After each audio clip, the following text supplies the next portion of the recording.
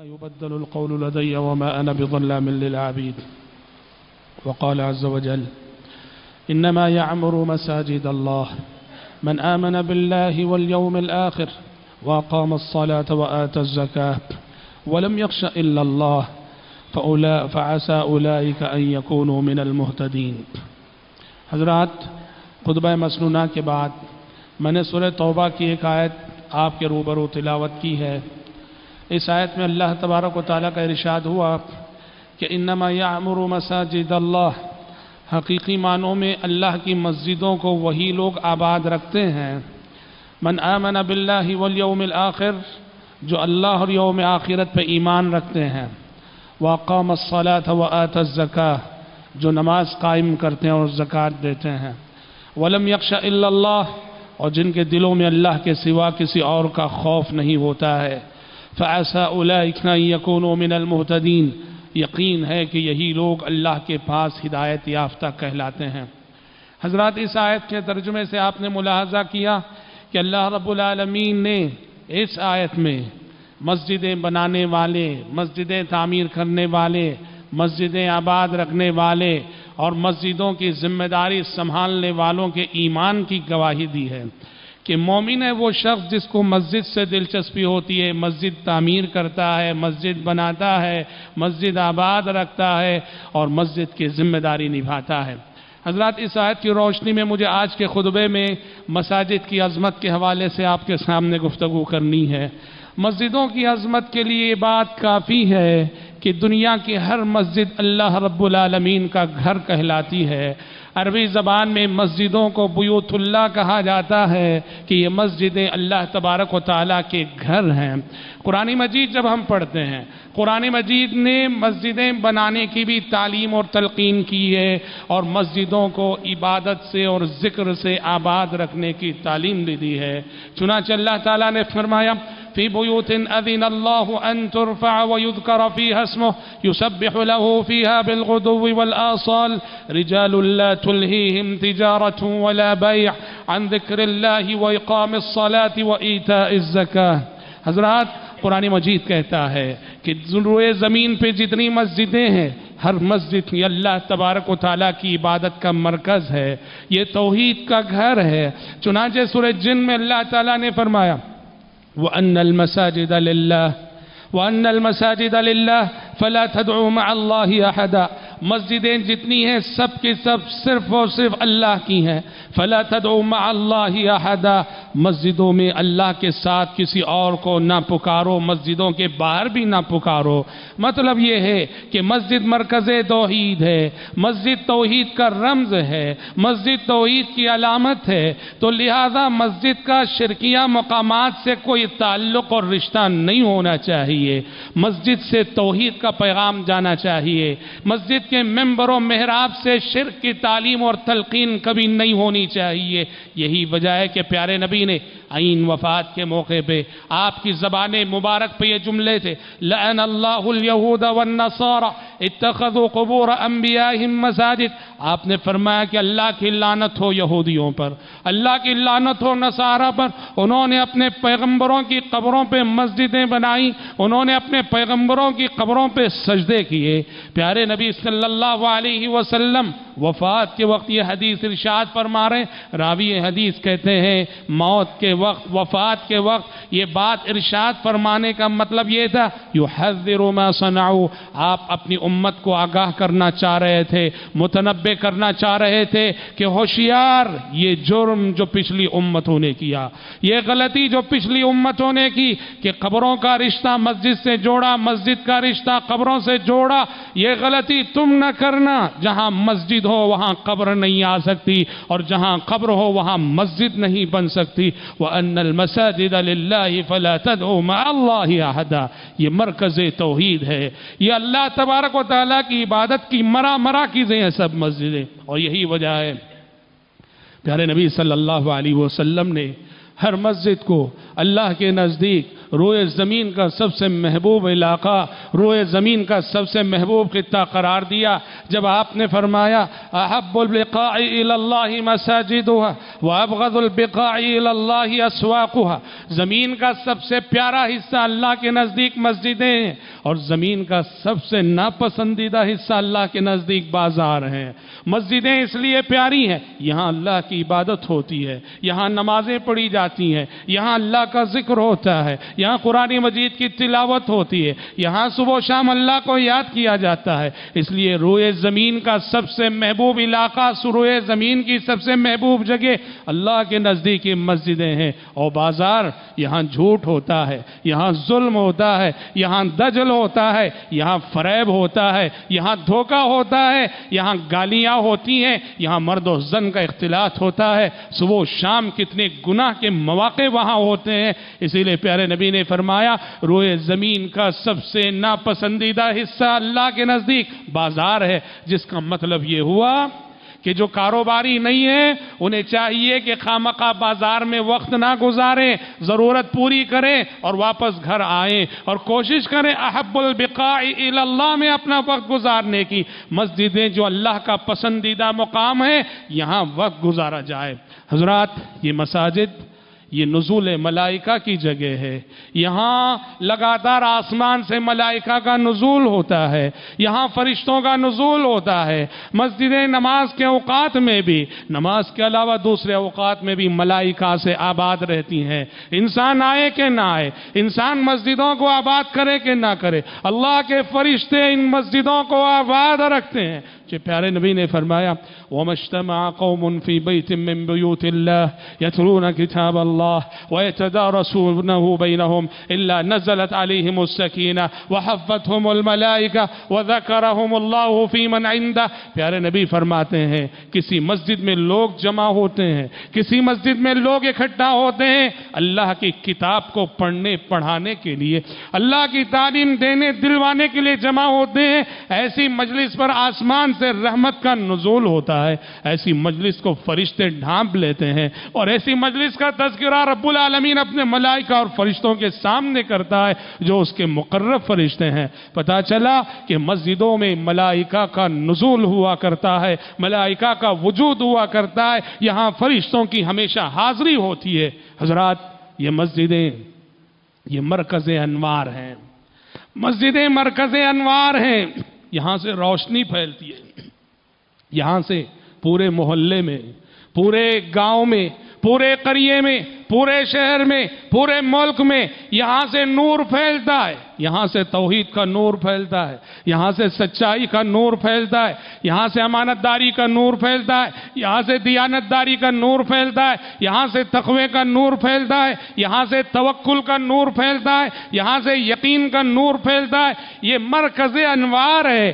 یہی وجہ ہے کہ پیارے نبی صلی اللہ علیہ وسلم کی سنت اور آپ کا معمول تھا، مسجد جاتے ہوئے آپ یہ دعا پڑھتے تھے، اللہم اجعل فی قلبی نورا وفی لسانی نورا واجعل فی سمعی نورا وفی بصری نورا وعن یمینی نورا وعن شمالی نورا ومن امامی نورا ومن خلفی نورا ومن فوقی نورا ومن تحتی نورا اللہم آتنی نورا۔ کتنی پیاری دعا ہے جو مسجد کی جانب قدم بڑھاتے ہوئے پیارے نبی پڑھا کرتے تھے، اللہم اجعل فی قلبی نورا، اے اللہ میرے دل کو پر نور کر دے، وفی لسانی نورا، میری زبان کو پر نور کر دے، میری سماعت کو پر نور کر دے، میری بصارت کو پر نور کر دے، میرے دائیں نور کر دے، میرے بائیں نور کر دے، میرے آگے نور کر دے، میرے پیچھے نور کر دے، میرے اوپر نور کر دے، میرے نیچے نور کر دے، اور اے اللہ نور کی بارش میں نہایا ہوا انسان کر دے۔ کتنی پیاری دعا ہے جو پیارے نبی مسجد کو جاتے ہوئے پڑھا کرتے تھے۔ یہ دعائے نور مسجد جاتے ہوئے کیوں پڑھی جاتی ہے؟ اس لیے کہ مسجد مرکز انوار ہے، یہاں سے نور تقسیم ہوتا ہے، روشنی تقسیم ہوتی ہے، یہاں نور ہدایت بٹتا ہے، یہاں نور حق بٹتا ہے، اور اس کو حاصل کرنے کے لیے ہم مسجد جاتے ہیں تو جاتے ہوئے اللہ تبارک و تعالیٰ سے دعا کرنے کی اور مانگنے کی تلقین کی گئی ہے۔ حضرات، مسجد کے حوالے سے ایک بندہ مومن کو اللہ رب العالمین نے بڑی بڑی عظیم عظیم بشارتیں سنائی ہیں۔ چنانچہ پیارے نبی نے ایک حدیث میں فرمایا بشر المشائین فی الظلم الی المساجد بالنور التام یوم القیامہ۔ آپ نے فرمایا اندھیرا ہے پر اس کے باوجود ایک بندہ مومن مسجد جا رہا ہے، تاریکیاں ہیں، اس کے باوجود مسجد کی طرف ایک بندہ قدم بڑھا رہا ہے. آپ نے فرمایا جو تاریکیوں کے باوجود، اندھیروں کے باوجود نماز فجر کے لیے، نماز عشاء کے لیے پابندی سے مسجد جایا کرتے ہیں، انہیں روز قیامت جب کافر اور منافق اندھیروں میں بھٹک رہے ہوں گے، اللہ تبارک و تعالیٰ کی جانب سے ملنے والے خاص نور کی بشارت سنا دو. بشر المشائین فی الظلم الی المساجد بالنور التام یوم القیامہ. اور یاد رکھو، مسجد آتے ہوئے، مسجد سے واپس جاتے ہوئے ایک ایک قدم ہم جو رکھا کرتے ہیں، مسجد کی طرف اٹھنے والا ایک ایک قدم بڑا باعث خیر و برکت ہوتا ہے. پیارے نبی نے ایک حدیث میں فرمایا اولا ادلکم علی ما یمحو اللہ بہ الخطایا ویرفع بہ الدرجات. لوگوں کیا میں تمہیں ایسے عمل نہ بتاؤں جن اعمال کے ذریعے سے اللہ تمہارے درجات کو بلند کرتا ہے اور تمہارے گناہوں کو معاف کرتا ہے؟ قالوا بلا یا رسول اللہ. صحابہ نے کہا ضرور بتائیے اللہ کے نبی، ایسے اعمال، ایسی نیکیاں جس سے ایک تو ہمارے گناہ معاف ہو اور دوسرے ہمارے درجات بلند ہو. آپ نے فرمایا اسباغ الوضوء علی المکارہ. درجات کو بلند کرنے والی نیکی ہماری سیئات کو ختم کرنے والا سب سے پہلا عمل ناپسندیدگی کے باوجود مکمل وضو کرنا. یعنی سخت سردی کا موسم ہے، سخت ٹھنڈک ہے، اور ایسے میں آپ ٹھنڈے پانی سے وضو کر رہے ہیں. طبیعت کے لیے بڑا ناگوار ہے ٹھنڈے پانی کو چھونا، پر اللہ کے لیے، عبادت کے لیے، طہارت و نظافت کے لیے آپ ٹھنڈے پانی کو چھوتے ہیں اور پورا وضو کرتے ہیں، ذرا کوتاہی نہیں کرتے. یہ وضو بندہ ہے مومن کو اس کے رفع درجات کا ذریعہ بنتا، اس کی سیئات کا کفارہ بنتا ہے. پھر آپ نے فرمایا وَكَثْرَةُ الْخُطَاءِ إِلَى الْمَسَاجِدِ.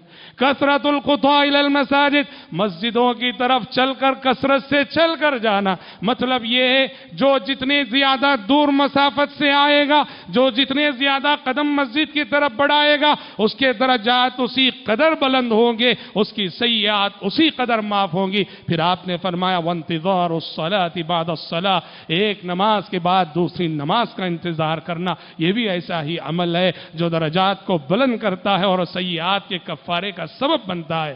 حضرات، ابو داؤد کی ایک حدیث میں آپ نے فرمایا ثلاثۃ کلہم ضامن علی اللہ عز وجل. تین افراد ایسے ہیں، تین اشخاص ایسے ہیں، یہ تینوں اللہ تبارک و تعالیٰ کے حفظ و امان میں ہوتے ہیں. ان تینوں کے ساتھ اللہ کی ضمانت ہوتی ہے، ان تینوں کے ساتھ اللہ تبارک و تعالیٰ کی گارنٹی ہوتی ہے، اللہ تبارک و تعالیٰ کی جانب سے ان پہ محافظ ہوتے ہیں. اس میں سے آپ نے فرمایا وَرَجُلٌ خَرَجَ إِلَى الْمَسْجِدِ. ایک وہ شخص جو اپنے گھر میں وضو کرے اور گھر میں وضو کر کے مسجد کی طرف قدم بڑھائے جاتا ہے، یہ اللہ کی حفاظت میں ہوتا ہے، اللہ کے ذمے میں ہوتا ہے، ملائکہ اس کی حفاظت کرتے ہیں، اور اللہ ایسے شخص کو جنت کی ضمانت دیتا ہے اور اجر و ثواب کے حصول کی ضمانت دیتا ہے. اور حضرات، کیسی کیسی بشارتیں رب العالمین نے اور پیارے نبی نے ہمیں ان گھروں اور ان مسجدوں کے حوالے سے سنائی. آپ نے فرمایا کل حشر کے میدان میں جب سورج سروں پر ہوگا اور ساری مخلوق سائے کے لیے تڑپ رہی ہوگی، جن خوش نصیبوں کو اللہ تبارک و تعالیٰ کے عرش کا خصوصی سایہ ملے گا، اس میں سے آپ نے فرمایا وَرَجُلٌ قَلْبُهُ مُعَلَّقٌ فِي الْمَسَاجِدِ وَرَجُلٌ قَلْبُهُ مُعَلَّقٌ فِي الْمَسَاجِدِ. اللہ کے خصوصی سائے میں جگہ پانے والے سعادت مندوں اور خوش نصیبوں میں ایک وہ شخص بھی ہوگا دنیا میں جس کا دل مسجدوں سے اٹکا ہوا تھا. کیا مطلب ہے؟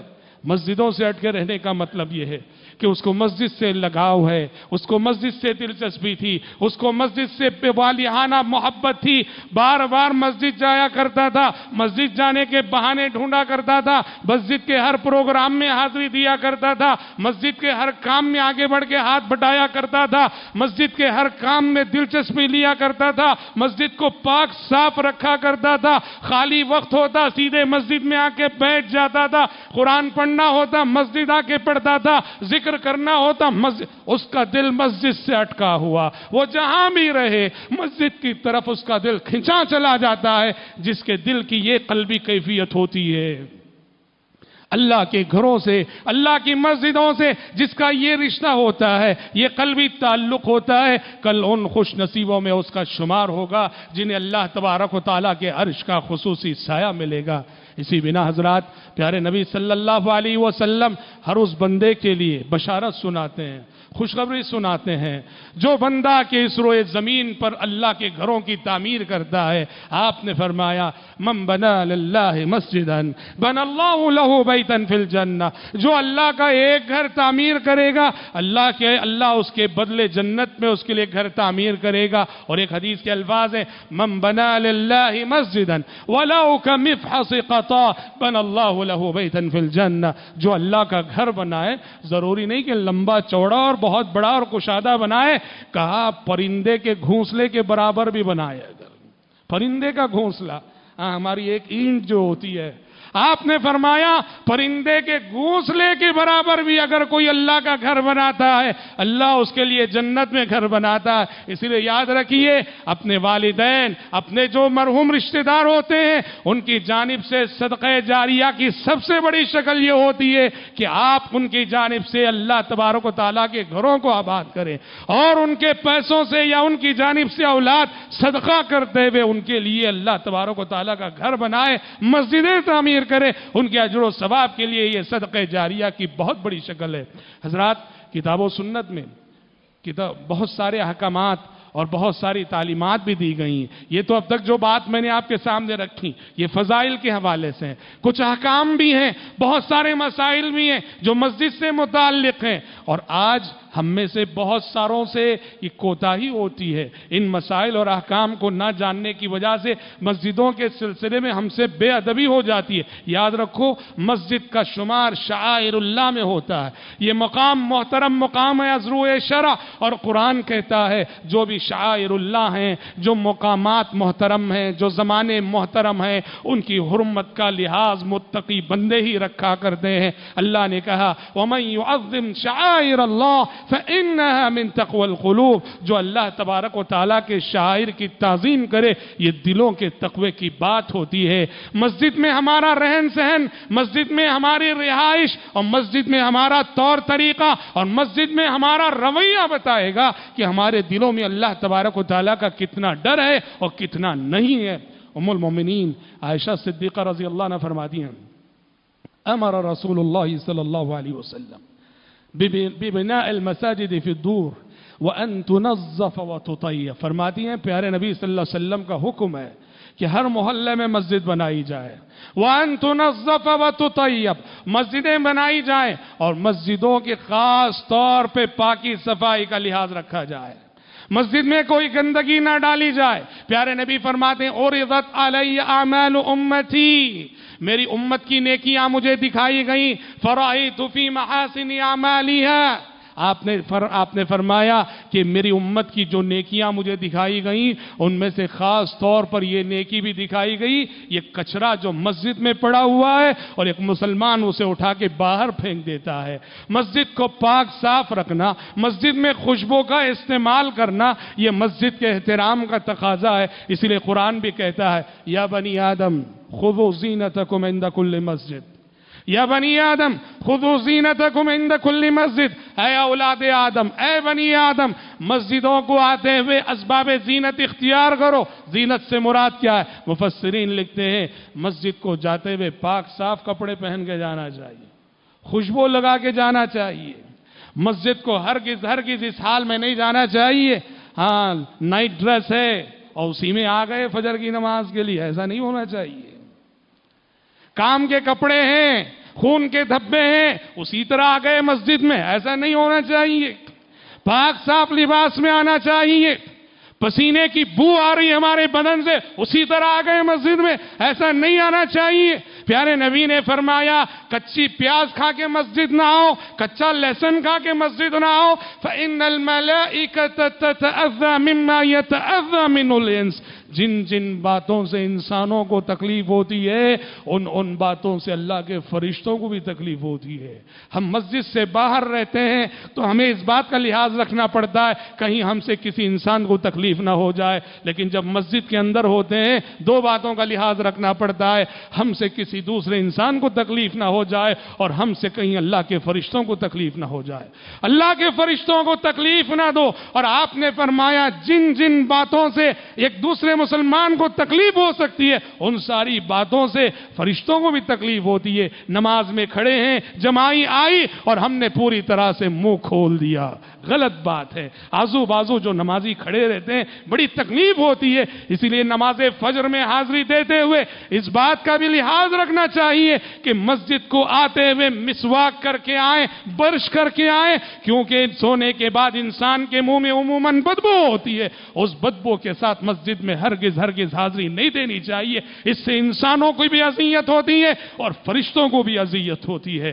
اسی طرح سے حضرات یہ مسجدیں یہ خالص عبادت کے مقامات ہیں، یہ خالص عبادت یہ عبادت کا مرکز ہے، یہاں اللہ کی عبادت ہونی چاہیے، یہاں کوئی دنیاوی کام نہیں ہونا چاہیے۔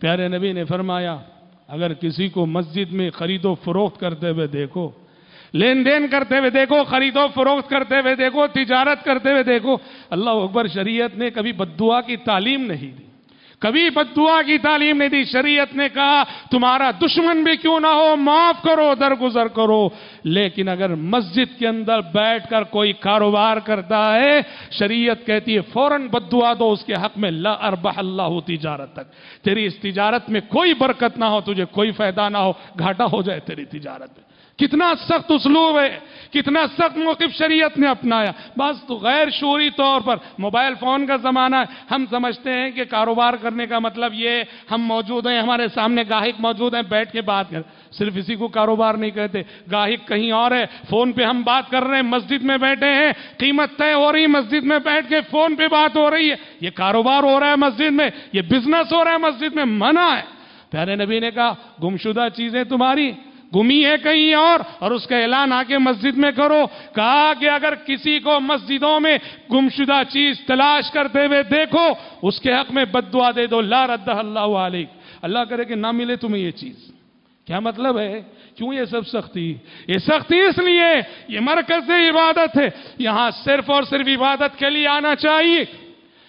مسجد کے ذمہ دار بھی، مسجد میں آنے والے مصلی بھی، مسجد کے ٹرسٹیان بھی، سب کے سب عبادت کے نقطہ نظر سے یہاں عبادت کا کام ہونا چاہیے، یہاں کوئی سیاست نہیں ہونی چاہیے، یہاں کوئی سیاست نہیں ہونی چاہیے کہ مسجدوں کو ہم سیاسی اکھاڑا بنائیں، مصلی دو حصوں میں بٹ جائیں، ٹرسٹیان کئی حصوں میں بٹ جائیں، کوئی فلاں پارٹی کا حامی ہے، کوئی فلاں پارٹی کا حامی ہے، اور ممبر سے امام صاحب بھی کسی پارٹی کی تائید میں اس کو سیاسی اکھاڑا نہیں بنانا چاہیے۔ ہاں یہ اور بات ہے جہاں مسلمانوں کی مصلحت کی بات آتی ہے اس وقت کچھ رہنمائی کرنا، تعلیم دینا، یہ تو عین دین و ایمان کا تقاضا ہے، ورنہ محض سیاسی مصلحتوں کی خاطر مسجد کو، مسجد کے عہدے کو، مسجد کے منصب کو، مسجد کو ایک سیاسی پلیٹ فارم بنا کر سیاسی مقاصد کے لیے مسجد کو استعمال کرنا قطعاً ناجائز ہے۔ ذاتی دشمنیاں لا کے مسجد میں اتارنا، ذاتی دشمنیوں لا کے مسجد میں اتارنا، خاندانی دشمنیوں کو لا کے مسجد میں جھگڑنا، یاد رکھو یہ سب اللہ کی مسجدوں کی شان میں بہت بڑی گستاخی ہے، اللہ کی مسجدوں کی شان میں بہت بڑی بے ادبی ہے۔ ہماری دشمنیاں مسجد سے باہر تک، ہماری عداوتیں مسجد سے باہر تک، ہماری نفرتیں مسجد سے باہر تک، ہماری سیاستیں مسجد سے باہر تک، جب ہم مسجد میں قدم رکھتے ہیں مسجد کا متولی بھی، مسجد کے ٹرسٹیان بھی، مسجد کا امام بھی، مسجد کا خطیب بھی، مسجد کے مصلی بھی، سب اللہ کے بندے ہیں، وہ اللہ کی عبادت کے لیے آ رہے ہیں، کوئی اور غرض نہیں ہونا چاہیے، کوئی اور مقصد نہیں ہونا چاہیے۔ اسی طرح سے حضرات مسجد کے ساتھ بے ادبی کا ایک بہت بڑا مظہر یہ بھی ہے کہ مسجدوں میں بیٹھے ہوئے چیخو پکار کرنا، چیخو پکار کرنا، چلانا، زور زور سے بات کرنا۔ افسوس تو اس بات پر ہے کہ مسجد کے دائرے میں بسا اوقات گالیاں سنی جاتی ہیں۔ پیارے نبی نے مسجدوں کے حوالے سے فرمایا وَإِيَّاكُمْ وَهَيْشَاتِ الْأَسْوَاقِ، آپ نے فرمایا مسجد کو بازار نہ بناؤ، مسجد کے ساتھ بازاروں جیسا رویہ نہ کرو، مسجد میں بازاروں جیسا شور اور ہنگامہ نہ کرو۔ حضرات یہ مسجدیں یہ اللہ کا گھر ہے، یہ جنت کی کیاریاں ہیں، یہ حصول جنت کا ذریعہ ہیں۔ مسجد کی طرف اٹھنے والا ایک ایک قدم در حقیقت جنت کی طرف اٹھنے والا قدم ہے۔ مسجدوں کا احترام کرو، مسجدوں کی حرمت کا لحاظ رکھو، مسجدوں کی تعظیم کرو، یہاں مسجدوں سے زیادہ دلچسپی لو، مسجد آؤ، مسجد کے کاموں میں حصہ لو، مسجد کے کاموں میں آگے بڑھ چڑھ کر حصہ لو، اور اللہ تبارک و تعالیٰ کی گھروں سے اپنے دل کو لگاؤ، مسجدوں کو عبادتوں سے آباد کرو۔ یاد رکھو، میں نے اور آپ نے کبھی ہم نے اپنے گھر کے حمام کو کبھی صاف نہیں کیا ہوگا، اپنے گھر کے باتھ روم کو کبھی صاف نہیں کیا ہوگا، اپنے گھر کے ٹوائلٹ کو کبھی صاف نہیں کیا ہوگا۔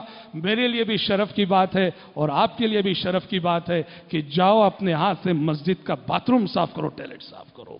یہ مسجد ہے، یہ اللہ کا گھر ہے، اور یہاں جو اللہ کے گھر کی خدمت کرتا ہے وہ اللہ کی نظروں میں بہت بڑا ہوتا ہے، خصوصاً ذمہ داران مساجد، مسجد کے متولی، سیکریٹری یا ٹرسٹیان۔ کیا مطلب ہے ان کے متولی اور سیکریٹری بننے کا؟ مطلب یہ نہیں بس بیٹھے رہیں اور حکم دیتے رہیں، آرڈر کرتے رہیں۔ مثالی متولی وہ ہے، مثالی سیکریٹری وہ ہے، مثالی ٹرسٹیان وہ ہے جو آگے حکم دینے کے ساتھ ساتھ حکم دینے سے پہلے آگے بڑھ کے عملاً کام کر کے دکھاتے ہوں۔ پیارے نبی صلی اللہ علیہ وسلم نے کتنی قدر کی، اللہ اکبر۔ دیکھو ایک بڑھیا مر گئی رضی اللہ عنہا، پیارے نبی صلی اللہ، کون تھی؟ حبشی النسل خاتون تھی، کالی کلوٹی خاتون تھی، مسجد نبوی میں رہا کرتی تھی، اور کام یہ تھا مسجد نبوی کو جھاڑو دیا کرتی تھی، مسجد کو صاف کیا کرتی تھی، رضی اللہ عنہا وارضا، مسجد ہی میں رہا کرتی تھی۔ پیارے رات میں انتقال ہو گیا، پیارے نبی آرام فرما رہے تھے، صحابہ نے سوچا اگر پیارے نبی کو بتائیں گے تو آپ کے آرام میں خلل ہوگا، آپ کو ڈسٹرب ہوگا، کیوں ڈسٹرب کرے؟ گئے، نماز جنازہ پڑھایا، دفن کر دیے۔ صبح پیارے نبی صلی اللہ علیہ وسلم نماز فجر کے بعد مسجد میں بیٹھے ہوئے تھے۔ پیارے نبی صلی اللہ علیہ وسلم نے کہا کیا بات ہے وہ بڑھیا نظر نہیں آ رہی ہے؟ قربان جائیے اس اخلاق پر، قربان جائیے اس کردار پر۔ وہ غریب عورت جس کے پاس نہ مال تھا، نہ حسن و جمال تھا، نہ حسب تھا، نہ نسب تھا، کوئی چیز نہ تھی، ایک ہی چیز تھی کہ وہ اللہ کے گھر کی خادم تھی، اللہ کے گھر کی خادم تھی، اور تھوڑی دیر کے لیے نظر نہیں آئی، آپ صلی اللہ علیہ وسلم پوچھ بیٹھے کہاں چلی گئی؟ دیکھ رہے ہیں آپ، جو مسجد کے خادم تھے، پیارے نبی کی نظروں میں ان کی کتنی اہمیت تھی۔ آج مسجد کا خادم کیا ہوتا ہے ہماری نظروں میں؟ ہر کوئی اسے دھتکارنے والا، ہر کوئی اسے دبانے والا، ہر کوئی اسے رگڑنے والا، ہر کوئی اسے معاف کرنا، ہر کوئی نہیں، کوئی اسے گالیاں دینے والا۔ مسجد کے خادم کو کبھی حقیر نہ سمجھو۔ تھوڑی دیر وہ عورت نظر نہیں آئی، پیارے نبی نے کہا کہاں چلی گئی؟ غریب اگر نظر نہیں آیا کون پوچھتا ہے؟ امیر نظر نہیں آیا ہم سب پوچھ لیتے ہیں سوکار صاحب کہاں چلے گئے، غریب اگر نظر نہیں آیا کون پوچھتا ہے؟ یہ اخلاق ہے۔ پیارے نبی نے کہا کہاں چلی گئی؟ نظر نہیں آ رہی خاتون۔ صحابہ نے کہا اللہ کے نبی رات انتقال ہو گیا اس خاتون کا، اور ہم آپ کے آرام میں خلل نہ ہو اس لیے ہم نے رات اسے لے جا کے دفن کر دیا۔ آپ صلی اللہ علیہ وسلم غصہ ہوئے، آپ نے کہا اللہ اذنتمونی، کہا تمہیں چاہیے تھا کہ مجھے بتاتے، مجھے اطلاع دیتے، مجھے جگاتے۔ پھر آپ صلی اللہ علیہ وسلم نے اس خاتون کی اہمیت کو بتانے کے لیے ایک نئی سنت آپ نے قائم کی۔ کیا سنت؟ سارے صحابہ کو لے گئے جتنے وہاں تھے، چلو قبرستان، خبر دکھاؤ، دلونی علی قبریہ، اس کی قبر دکھاؤ، اور گئے اور جا کر پیارے نبی نے قبر پہ کھڑے ہو کے با جماعت نماز جنازہ ادا کی۔ پھر آپ کے پیچھے وہ ان صحابہ نے بھی نماز جنازہ پڑھی جو پڑھ چکے تھے۔ تو پتہ چلا ایک مسئلہ تو یہ معلوم ہوا کہ جن کی نماز جنازہ چھوٹ جاتی ہے وہ قبر پہ جا کے پڑھ سکتے ہیں 1 مہینے کے اندر، اور دوسرا یہ مسئلہ نماز جنازہ جو پڑھ چکے ہیں دوسری مرتبہ بھی موقع ملتا ہے پڑھ سکتے ہیں۔ اور سب سے بڑا سبق جو ملتا ہے، پیارے نبی نے اتنی اہمیت دی، کیوں؟ مسجد کی خادمہ تھی۔ یاد رکھو مسجد کی خدمت کرنا وہ کسی بھی طرح سے ہو ہمارے لیے اور آپ کے لیے شرف کی بات ہے۔ ہاں قبلے کی دیوار پہ بلغم لگا ہے، طبیعت کراہت کرتی ہے، اپنے بلغم سے طبیعت کراہت کرتی ہے، دوسروں کا بلغم لگا ہے، اور 10 صحابہ مسجد میں موجود ہیں۔ پیارے نبی چاہتے تو آرڈر کرتے، حکم دیتے، پر آپ نے حکم نہیں دیا۔ کیا کیا آپ نے؟ آپ خود اٹھے، تشریف لے گئے، آپ کے ہاتھ میں ایک چھڑی تھی، اور مسجد نبوی کی قبلے کی دیوار پہ جو بلغم لگا تھا اس کو اپنے دست مبارک سے اس چھڑی سے آپ نے صاف کیا. سارے صحابہ دیکھ رہے ہیں. اللہ اکبر. اور پھر آپ نے ایک نوجوان کو حکم دیا کہ جاؤ جا کے خوشبو لے کر آؤ. وہ نوجوان گیا, خوشبو لے کر آیا, اور اسی چھڑی سے, جس چھڑی سے آپ نے دیوار کو صاف کیا تھا, خوشبو وہاں رکھی, اور رکھ کر آپ صلی اللہ علیہ وسلم نے وہ ساری دیوار, جہاں وہ بلغم لگا تھا, اس کو صاف کر کے وہاں خوشبو آپ صلی اللہ علیہ وسلم نے مل دی. غور کیجئے. ہاں, آپ چاہتے تو حکم دے سکتے تھے, صحابہ موجود تھے, آپ نے حکم دینے کے بجائے خود آگے بڑھ کر آپ صلی اللہ علیہ وسلم نے یہ کام کیا, یہ پیغام دینے کے لیے کہ مسجد کا ادنا سے ادنا کام بھی ہو, مسجد سے گندگی صاف کرنے کا کام بھی ہو. یہ انسان کے لیے شرف کی بات ہے جب اللہ کا نبی اور اللہ کا رسول صلوات اللہ وسلام علیہ یہ عظیم یہ کام آپ کر رہے ہیں, اور یہ کرنے میں آپ سعادت سمجھ رہے ہیں, تو کسی مسلمان کو اس سے پیچھے ہٹنا نہیں چاہیے. حضرات, آج ضرورت ہے مساجد کے مقام کو سمجھنے کی, مساجد کی عظمت کو سمجھنے کی, مساجد کے تقدس کو سمجھنے کی, اور آج ضرورت ہے کہ مسجد کو شاعر اللہ کی حیثیت سے دیکھیں ہم, اور اس ہر طرح سے اس کی حرمت کا لحاظ رکھیں, اس کے تقدس کا لحاظ رکھیں. مسجد میں خلاف شریعت کوئی کام ہم سے نہ ہونے پائے, بے ادبی نہ ہونے پائے, گستاخی نہ ہونے پائے. اللہ تعالی ہم سب کو اس بات کی توفیق عطا فرمائے. حضرات, ایک اعلان پر میں اپنی گفتگو ختم کرتا ہوں. آج آپ کی خدمت میں مرکزی جمعیت اہل حدیث ہند دلی کے نمائندے حاضر ہیں. آپ کو معلوم ہے کہ مرکزی جمعیت اہل حدیث ہند یہ تمام اہل حدیثان ہند کی نمائندہ تنظیم ہے, جس کی بڑی عظیم خدمات ہیں. کافی بے شمار کتابیں انہوں نے چھاپی ہیں, اور ماہانہ کئی زبانوں میں ان کے میگزین نکلتے ہیں, اور جمعیت اہل حدیث سے متعلق جتنے مسائل آتے ہیں, اور صرف اہل حدیثوں سے متعلق نہیں, عام مسلمانوں سے متعلق بھی مرکزی جمعیت اہل حدیث ان مسائل کو حل کرنے میں سب سے آگے رہتی ہے. اور مستقبل کے اس کے بہت سارے منصوبے ہیں.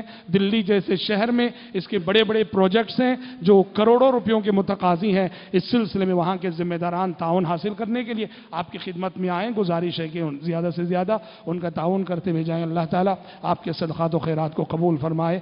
آمین. بارک اللہ لنا ولکم فی القرآن العظیم ونفعنا وإياكم بما فيه من الآيات والذكر الحكيم إنه تعالى جواد كريم ملك بر رؤوف رحيم رب حليم.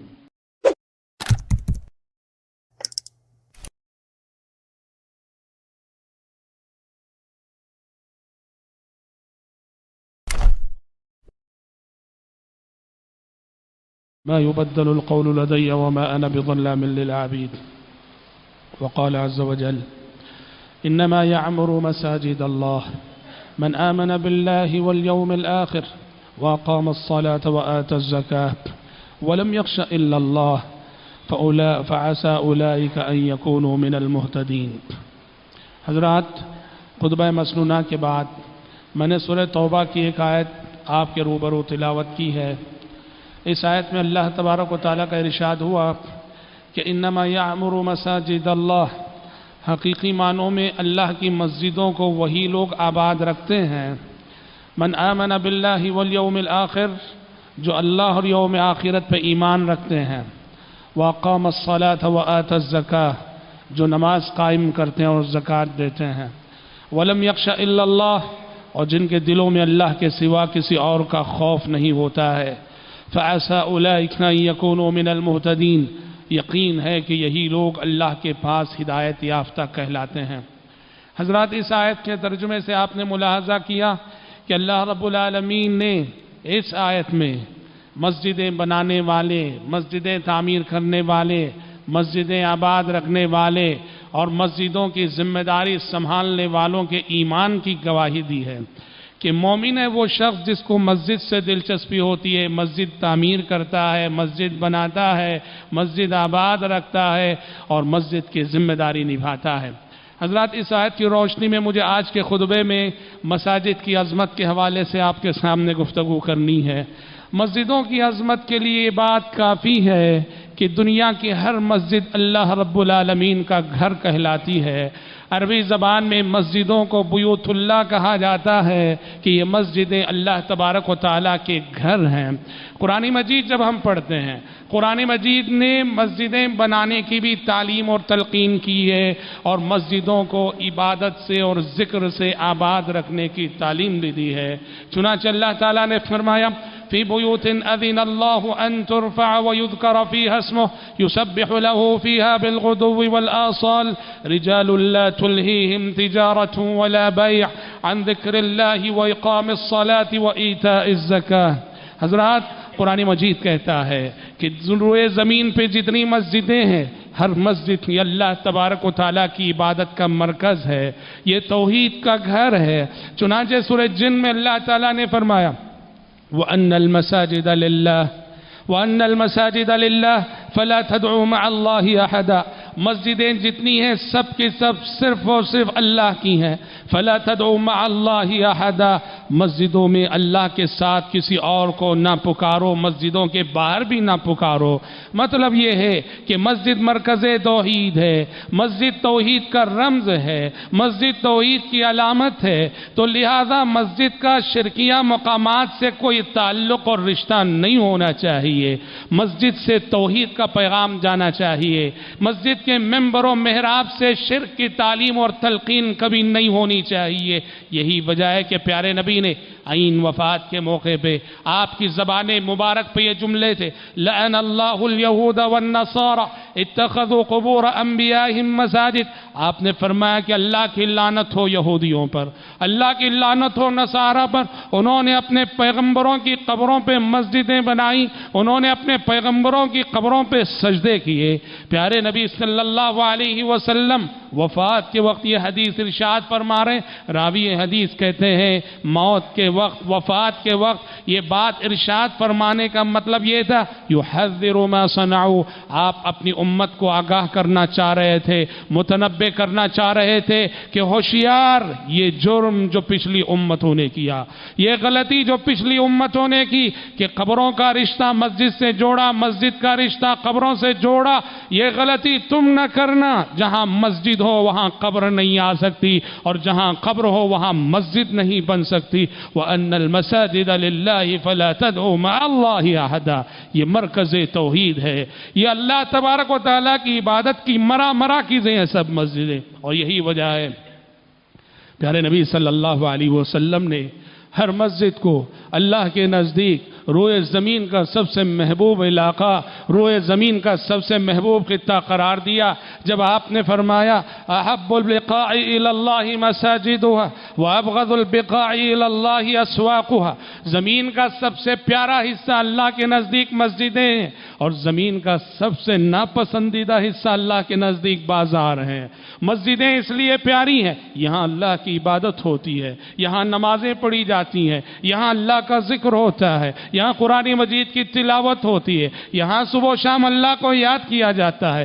اس لیے روئے زمین کا سب سے محبوب علاقہ، روئے زمین کی سب سے محبوب جگہ اللہ کے نزدیک مسجدیں ہیں. اور بازار، یہاں جھوٹ ہوتا ہے، یہاں ظلم ہوتا ہے، یہاں دجل ہوتا ہے، یہاں فریب ہوتا ہے، یہاں دھوکہ ہوتا ہے، یہاں گالیاں ہوتی ہیں، یہاں مرد و زن کا اختلاط ہوتا ہے. صبح و شام کتنے گناہ کے مواقع وہاں ہوتے ہیں. اسی لیے پیارے نبی نے فرمایا روئے زمین کا سب سے ناپسندیدہ حصہ اللہ کے نزدیک بازار ہے. جس کا مطلب یہ ہوا کہ جو کاروباری نہیں ہیں انہیں چاہیے کہ خامخواہ بازار میں وقت نہ گزاریں، ضرورت پوری کریں اور واپس گھر آئیں، اور کوشش کریں احب البقاع الی اللہ میں اپنا وقت گزارنے کی. مسجدیں جو اللہ کا پسندیدہ مقام ہے، یہاں وقت گزارا جائے. حضرات، یہ مساجد یہ نزول ملائکہ کی جگہ ہے. یہاں لگاتار آسمان سے ملائکہ کا نزول ہوتا ہے، یہاں فرشتوں کا نزول ہوتا ہے. مسجدیں نماز کے اوقات میں بھی، نماز کے علاوہ دوسرے اوقات میں بھی ملائکہ سے آباد رہتی ہیں. انسان آئے کہ نہ آئے، انسان مسجدوں کو آباد کرے کہ نہ کرے، اللہ کے فرشتے ان مسجدوں کو آباد رکھتے ہیں. کہ پیارے نبی نے فرمایا وَمَا اجْتَمَعَ قَوْمٌ فِي بَيْتٍ مِّن بُيُوتِ اللَّهِ يَتْلُونَ كِتَابَ اللَّهِ وَيَتَدَارَسُونَهُ بَيْنَهُمْ إِلَّا نَزَلَتْ عَلَيْهِمُ السَّكِينَةُ وَحَفَّتْهُمُ الْمَلَائِكَةُ وَذَكَرَهُمُ اللَّهُ فِي مَنْ عِندَهُ. پیارے نبی فرماتے ہیں کسی مسجد میں لوگ جمع ہوتے ہیں، کسی مسجد میں لوگ اکٹھا ہوتے ہیں اللہ کی کتاب کو پڑھنے پڑھانے کے لیے، اللہ کی تعلیم دینے دلوانے کے لیے جمع ہوتے ہیں. ایسی مجلس پر آسمان سے رحمت کا نزول ہوتا ہے، ایسی مجلس کو فرشتے ڈھانپ لیتے ہیں، اور ایسی مجلس کا تذکرہ رب العالمین اپنے ملائکہ اور فرشتوں کے سامنے کرتا ہے جو اس کے مقرب فرشتے ہیں۔ پتہ چلا کہ مسجدوں میں ملائکہ کا نزول ہوا کرتا ہے، ملائکہ کا وجود ہوا کرتا ہے، یہاں فرشتوں کی ہمیشہ حاضری ہوتی ہے۔ حضرات، یہ مسجدیں یہ مرکز انوار ہیں، مسجدیں مرکز انوار ہیں، یہاں سے روشنی پھیلتی ہے، یہاں سے پورے محلے میں، پورے گاؤں میں، پورے قریے میں، پورے شہر میں، پورے ملک میں یہاں سے نور پھیلتا ہے، یہاں سے توحید کا نور پھیلتا ہے، یہاں سے سچائی کا نور پھیلتا ہے، یہاں سے امانت داری کا نور پھیلتا ہے، یہاں سے دیانت داری کا نور پھیلتا ہے، یہاں سے تقوی کا نور پھیلتا ہے، یہاں سے توکل کا نور پھیلتا ہے، یہاں سے یقین کا نور پھیلتا ہے۔ یہ مرکز انوار ہے۔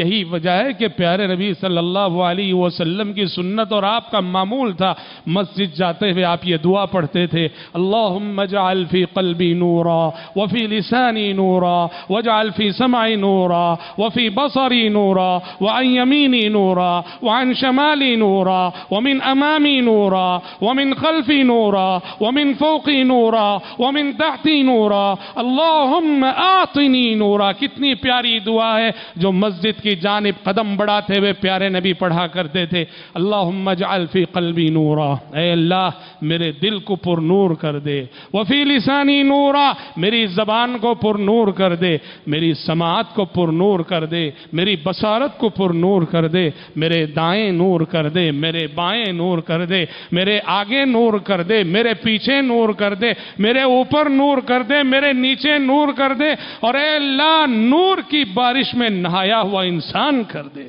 کتنی پیاری دعا ہے جو پیارے نبی مسجد کو جاتے ہوئے پڑھا کرتے تھے۔ یہ دعائے نور مسجد جاتے ہوئے کیوں پڑھی جاتی ہے؟ اس لیے کہ مسجد مرکز انوار ہے، یہاں سے نور تقسیم ہوتا ہے، روشنی تقسیم ہوتی ہے، یہاں نور ہدایت بٹتا ہے، یہاں نور حق بٹتا ہے، اور اس کو حاصل کرنے کے لیے ہم مسجد جاتے ہیں تو جاتے ہوئے اللہ تبارک و تعالیٰ سے دعا کرنے کی اور مانگنے کی تلقین کی گئی ہے۔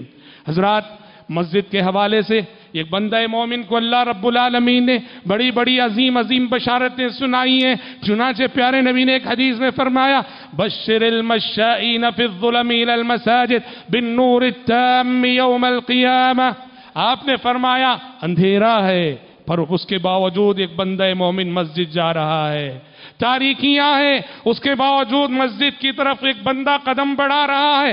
آپ نے فرمایا جو تاریکیوں کے باوجود، اندھیروں کے باوجود نماز فجر کے لیے، نماز عشاء کے لیے پابندی سے مسجد جایا کرتے ہیں، انہیں روز قیامت جب کافر اور منافق اندھیروں میں بھٹک رہے ہوں گے، اللہ تبارک و تعالیٰ کی جانب سے ملنے والے خاص نور کی بشارت سنا دو۔ بشر المشائین فی الظلم الی المساجد بالنور التام یوم القیامہ۔ اور یاد رکھو، مسجد آتے ہوئے، مسجد سے واپس جاتے ہوئے ایک ایک قدم ہم جو رکھا کرتے ہیں، مسجد کی طرف اٹھنے والا ایک ایک قدم بڑا باعث خیر و برکت ہوتا ہے۔ پیارے نبی نے ایک حدیث میں فرمایا، اولا ادلکم علی ما یمحو اللہ بہ الخطایا ویرفع بہ الدرجات۔ لوگوں، کیا میں تمہیں ایسے عمل نہ بتاؤں جن اعمال کے ذریعے سے اللہ تمہارے درجات کو بلند کرتا ہے اور تمہارے گناہوں کو معاف کرتا ہے؟ قالوا بلا یا رسول اللہ۔ صحابہ نے کہا ضرور بتائیے اللہ کے نبی، ایسے اعمال، ایسی نیکیاں جس سے ایک تو ہمارے گناہ معاف ہو اور دوسرے ہمارے درجات بلند ہو۔ آپ نے فرمایا اسباغ الوضوء علی المکارہ۔ درجات کو بلند کرنے والی نیکی ہماری سیئات کو ختم کرنے والا سب سے پہلا عمل ناپسندیدگی کے باوجود مکمل وضو کرنا۔ یعنی سخت سردی کا موسم ہے، سخت ٹھنڈک ہے، اور ایسے میں آپ ٹھنڈے پانی سے وضو کر رہے ہیں، طبیعت کے لیے بڑا ناگوار ہے ٹھنڈے پانی کو چھونا، پر اللہ کے لیے، عبادت کے لیے، طہارت و نظافت کے لیے آپ ٹھنڈے پانی کو چھوتے ہیں اور پورا وضو کرتے ہیں، ذرا کوتاہی نہیں کرتے۔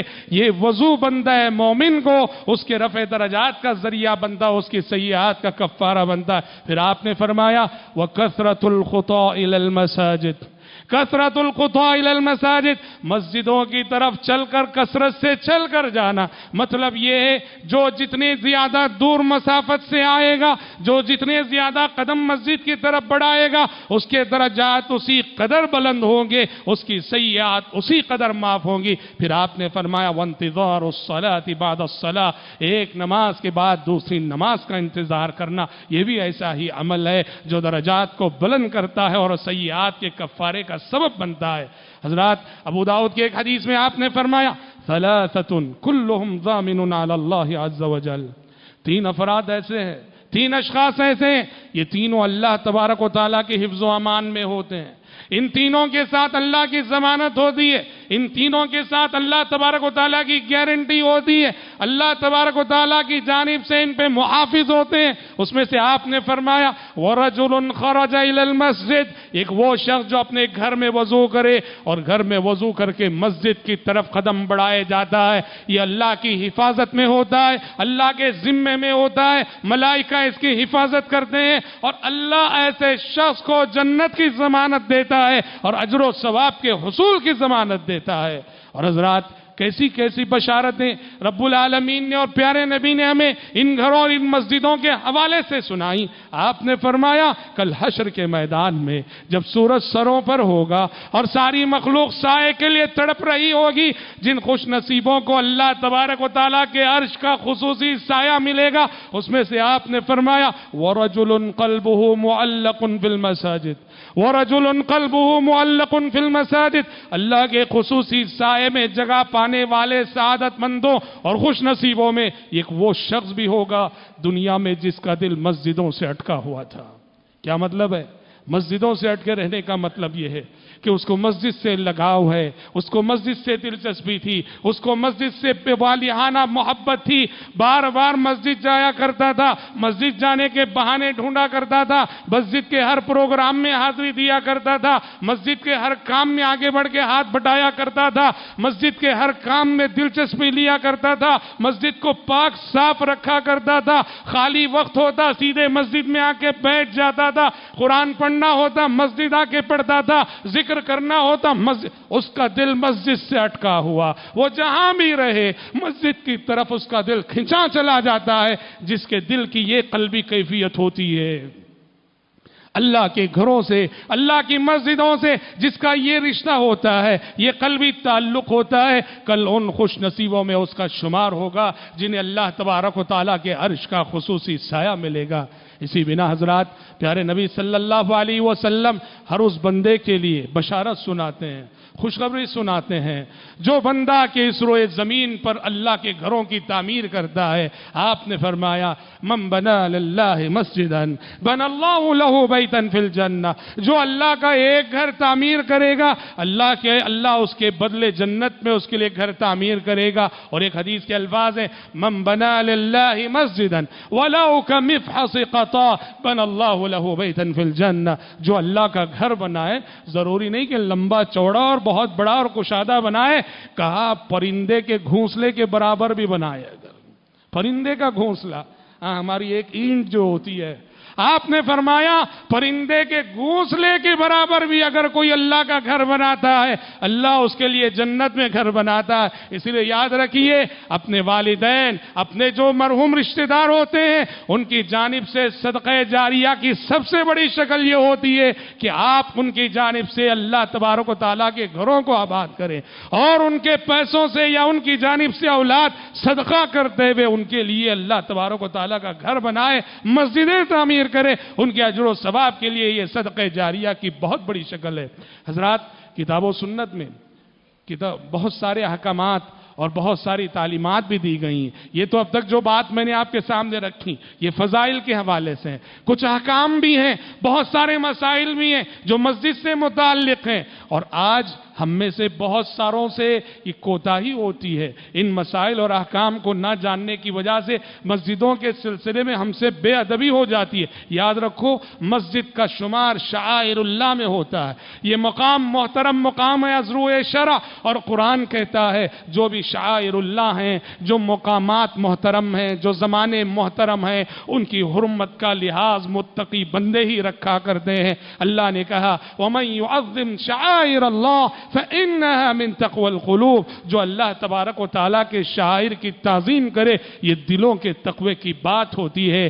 مسجد میں ہمارا رہن سہن، مسجد میں ہماری رہائش، اور مسجد میں ہمارا طور طریقہ، اور مسجد میں ہمارا رویہ بتائے گا کہ ہمارے دلوں میں اللہ تبارک و تعالیٰ کا کتنا ڈر ہے اور کتنا نہیں ہے۔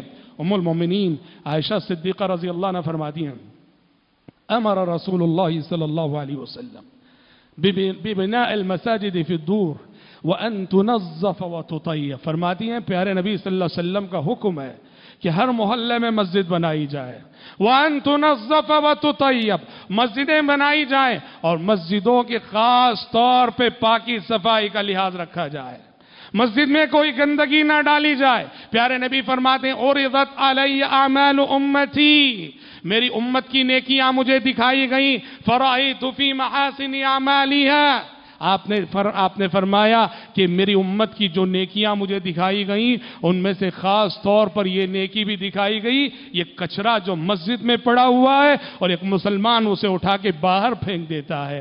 مسجد کو پاک صاف رکھنا، مسجد میں خوشبو کا استعمال کرنا، یہ مسجد کے احترام کا تقاضا ہے۔ اسی لیے قرآن بھی کہتا ہے یا بنی آدم خذوا زینتکم عند کل مسجد، یا بنی آدم خذوا زینتکم عند کل مسجد، اے اولاد آدم، اے بنی آدم، مسجدوں کو آتے ہوئے اسباب زینت اختیار کرو۔ زینت سے مراد کیا ہے؟ مفسرین لکھتے ہیں مسجد کو جاتے ہوئے پاک صاف کپڑے پہن کے جانا چاہیے، خوشبو لگا کے جانا چاہیے، مسجد کو ہرگز اس حال میں نہیں جانا چاہیے ہاں نائٹ ڈریس ہے اور اسی میں آ گئے فجر کی نماز کے لیے، ایسا نہیں ہونا چاہیے۔ کام کے کپڑے ہیں، خون کے دھبے ہیں، اسی طرح آ گئے مسجد میں، ایسا نہیں ہونا چاہیے۔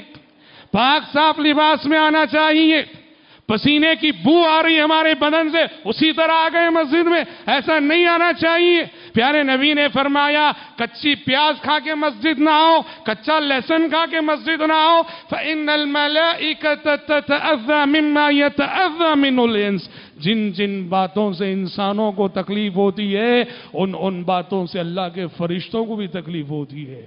ہم مسجد سے باہر رہتے ہیں تو ہمیں اس بات کا لحاظ رکھنا پڑتا ہے کہیں ہم سے کسی انسان کو تکلیف نہ ہو جائے، لیکن جب مسجد کے اندر ہوتے ہیں دو باتوں کا لحاظ رکھنا پڑتا ہے، ہم سے کسی دوسرے انسان کو تکلیف نہ ہو جائے اور ہم سے کہیں اللہ کے فرشتوں کو تکلیف نہ ہو جائے، اللہ کے فرشتوں کو تکلیف نہ دو۔ اور آپ نے فرمایا جن باتوں سے ایک دوسرے مسلمان کو تکلیف ہو سکتی ہے ان ساری باتوں سے فرشتوں کو بھی تکلیف ہوتی ہے۔ نماز میں کھڑے ہیں، جماعی آئی اور ہم نے پوری طرح سے منہ کھول دیا، غلط بات ہے۔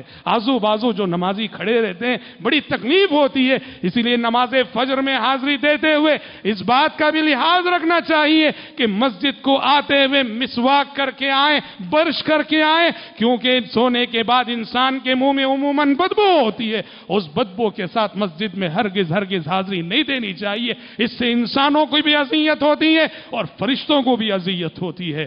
اسی طرح سے حضرات یہ مسجدیں یہ خالص عبادت کے مقامات ہیں، یہ خالص عبادت یہ عبادت کا مرکز ہے، یہاں اللہ کی عبادت ہونی چاہیے، یہاں کوئی دنیاوی کام نہیں ہونا چاہیے۔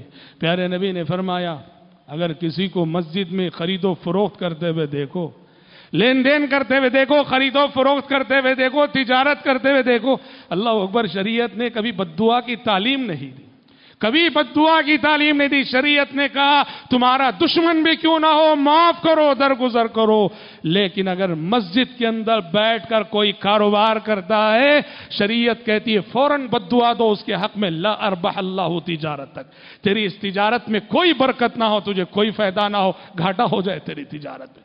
کتنا سخت اسلوب ہے، کتنا سخت موقف شریعت نے اپنایا. بس تو غیر شعوری طور پر موبائل فون کا زمانہ ہے, ہم سمجھتے ہیں کہ کاروبار کرنے کا مطلب یہ ہم موجود ہیں, ہمارے سامنے گاہک موجود ہیں, بیٹھ کے بات کر. صرف اسی کو کاروبار نہیں کہتے, گاہک کہیں اور ہے, فون پہ ہم بات کر رہے ہیں, مسجد میں بیٹھے ہیں, قیمت طے ہو رہی ہے, مسجد میں بیٹھ کے فون پہ بات ہو رہی ہے, یہ کاروبار ہو رہا ہے مسجد میں, یہ بزنس ہو رہا ہے مسجد میں, منع ہے. پیارے نبی نے کہا گمشدہ چیزیں تمہاری گمی ہے کہیں اور اس کا اعلان آ کے مسجد میں کرو.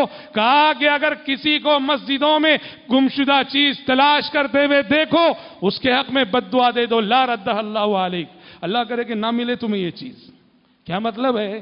کیوں یہ سب سختی؟ یہ سختی اس لیے, یہ مرکز عبادت ہے, یہاں صرف اور صرف عبادت کے لیے آنا چاہیے. مسجد کے ذمہ دار بھی, مسجد میں آنے والے مصلی بھی, مسجد کے ٹرسٹیان بھی, سب کے سب عبادت کے نقطۂ نظر سے یہاں عبادت کا کام ہونا چاہیے. یہاں کوئی سیاست نہیں ہونی چاہیے, یہاں کوئی سیاست نہیں ہونی چاہیے کہ مسجدوں کو ہم سیاسی اکھاڑا بنائیں, مصلی 2 حصوں میں بٹ جائیں, ٹرسٹیان کئی حصوں میں بٹ جائیں, کوئی فلاں پارٹی کا حامی ہے, کوئی فلاں پارٹی کا حامی ہے, اور ممبر سے امام صاحب بھی کسی پارٹی کی تائید میں اس کو سیاسی اکھاڑا نہیں بنانا چاہیے. ہاں یہ اور بات ہے, جہاں مسلمانوں کی مصلحت کی بات آتی ہے اس وقت کچھ رہنمائی کرنا, تعلیم دینا, یہ تو عین دین و ایمان کا تقاضا ہے. ورنہ محض سیاسی مصلحتوں کی خاطر مسجد کو, مسجد کے عہدے کو, مسجد کے منصب کو, مسجد کو ایک سیاسی پلیٹ فارم بنا کر سیاسی مقاصد کے لیے مسجد کو استعمال کرنا قطعاً ناجائز ہے. ذاتی دشمنیاں لا کے مسجد میں اتارنا, ذاتی دشمنیوں لا کے مسجد میں اتارنا, خاندانی دشمنیوں کو لا کے مسجد میں جھگڑنا, یاد رکھو یہ سب اللہ کی مسجدوں کی شان میں بہت بڑی گستاخی ہے, اللہ کی مسجدوں کی شان میں بہت بڑی بے ادبی ہے. ہماری دشمنیاں مسجد سے باہر تک, ہماری عداوتیں مسجد سے باہر تک, ہماری نفرتیں مسجد سے باہر تک, ہماری سیاستیں مسجد سے باہر تک. جب ہم مسجد میں قدم رکھتے ہیں, مسجد کا متولی بھی, مسجد کے ٹرسٹیان بھی, مسجد کا امام بھی, مسجد کا خطیب بھی, مسجد کے مصلی بھی, سب اللہ کے بندے ہیں, وہ اللہ کی عبادت کے لیے آ رہے ہیں. کوئی اور غرض نہیں ہونا چاہیے, کوئی اور مقصد نہیں ہونا چاہیے. اسی طرح سے حضرات, مسجد کے ساتھ بے ادبی کا ایک بہت بڑا مظہر یہ بھی ہے کہ مسجدوں میں بیٹھے ہوئے چیخو پکار کرنا, چیخو پکار کرنا, چلانا, زور زور سے بات کرنا. افسوس تو اس بات پر ہے کہ مسجد کے دائرے میں بسا اوقات گالیاں سنی جاتی ہیں. پیارے نبی نے مسجدوں کے حوالے سے فرمایا وَإِيَّاكُمْ وَهَيْشَاتِ الْأَسْوَاقِ, آپ نے فرمایا مسجد کو بازار نہ بناؤ, مسجد کے ساتھ بازاروں جیسا رویہ نہ کرو, مسجد میں بازاروں جیسا شور اور ہنگامہ نہ کرو. حضرات, یہ مسجدیں یہ اللہ کا گھر ہے, یہ جنت کی کیاریاں ہیں, یہ حصول جنت کا ذریعہ ہے. مسجد کی طرف اٹھنے والا ایک ایک قدم در حقیقت جنت کی طرف اٹھنے والا قدم ہے. مسجدوں کا احترام کرو, مسجدوں کی حرمت کا لحاظ رکھو, مسجدوں کی تعظیم کرو. یہاں مسجدوں سے زیادہ دلچسپی لو, مسجد آؤ, مسجد کے کاموں میں حصہ لو, مسجد کے کاموں میں آگے بڑھ چڑھ کر حصہ لو, اور اللہ تبارک و تعالیٰ کی گھروں سے اپنے دل کو لگاؤ, مسجدوں کو عبادتوں سے آباد کرو. یاد رکھو, میں نے اور آپ نے کبھی, ہم نے اپنے گھر کے حمام کو کبھی صاف نہیں کیا ہوگا, اپنے گھر کے باتھ روم کو کبھی صاف نہیں کیا ہوگا, اپنے گھر کے ٹوائلٹ کو کبھی صاف نہیں کیا ہوگا. میرے لیے بھی شرف کی بات ہے اور آپ کے لیے بھی شرف کی بات ہے کہ جاؤ اپنے ہاتھ سے مسجد کا باتھ روم صاف کرو, ٹوائلٹ صاف کرو. یہ مسجد ہے, یہ اللہ کا گھر ہے, اور یہاں جو اللہ کے گھر کی خدمت کرتا ہے وہ اللہ کی نظروں میں بہت بڑا ہوتا ہے. خصوصاً ذمہ داران مساجد, مسجد کے متولی, سیکریٹری یا ٹرسٹیان. کیا مطلب ہے ان کے متولی اور سیکریٹری بننے کا؟ مطلب یہ نہیں بس بیٹھے رہیں اور حکم دیتے رہیں, آرڈر کرتے رہیں. مثالی متولی وہ ہے, مثالی سیکریٹری وہ ہے, مثالی ٹرسٹیان وہ ہے جو آگے حکم دینے کے ساتھ ساتھ حکم دینے سے پہلے آگے بڑھ کے عملاً کام کر کے دکھاتے ہوں. پیارے نبی صلی اللہ علیہ وسلم نے کتنی قدر کی. اللہ اکبر. دیکھو ایک بڑھیا مر گئی, ایک بڑھیا مر گئی رضی اللہ عنہ. پیارے نبی صلی اللہ, کون تھی؟ حبشی النسل خاتون تھی, کالی کلوٹی خاتون تھی, مسجد نبوی میں رہا کرتی تھی, اور کام یہ تھا مسجد نبوی کو جھاڑو دیا کرتی تھی, مسجد کو صاف کیا کرتی تھی رضی اللہ عنہ وارضا. مسجد ہی میں رہا کرتی تھی. پیارے رات میں انتقال ہو گیا, پیارے نبی آرام فرما رہے تھے. صحابہ نے سوچا اگر پیارے نبی کو بتائیں گے تو آپ کے آرام میں خلل ہوگا، آپ کو ڈسٹرب ہوگا، کیوں ڈسٹرب کرے؟ گئے، نماز جنازہ پڑھایا، دفن کر دیے۔ صبح پیارے نبی صلی اللہ علیہ وسلم نماز فجر کے بعد مسجد میں بیٹھے ہوئے تھے۔ پیارے نبی صلی اللہ علیہ وسلم نے کہا کیا بات ہے وہ بڑھیا نظر نہیں آ رہی ہے؟ قربان جائیے اس اخلاق پر، قربان جائیے اس کردار پر۔ وہ غریب عورت جس کے پاس نہ مال تھا، نہ حسن و جمال تھا، نہ حسب تھا، نہ نسب تھا، کوئی چیز نہ تھی، ایک ہی چیز تھی کہ وہ اللہ کے گھر کی خادم تھی، اللہ کے گھر کی خادم تھی، اور تھوڑی دیر کے لیے نظر نہیں آئی۔ آپ صلی اللہ علیہ وسلم پوچھ بیٹھے کہاں چلی گئی؟ دیکھ رہے ہیں آپ، جو مسجد کے خادم تھے، پیارے نبی کی نظروں میں ان کی کتنی اہمیت تھی۔ آج مسجد کا خادم کیا ہوتا ہے ہماری نظروں میں؟ ہر کوئی اسے دھتکارنے والا، ہر کوئی اسے دبانے والا، ہر کوئی اسے رگڑنے والا، ہر کوئی اسے معاف کرنا، ہر کوئی نہیں، کوئی اسے گالیاں دینے والا۔ مسجد کے خادم کو کبھی حقیر نہ سمجھو۔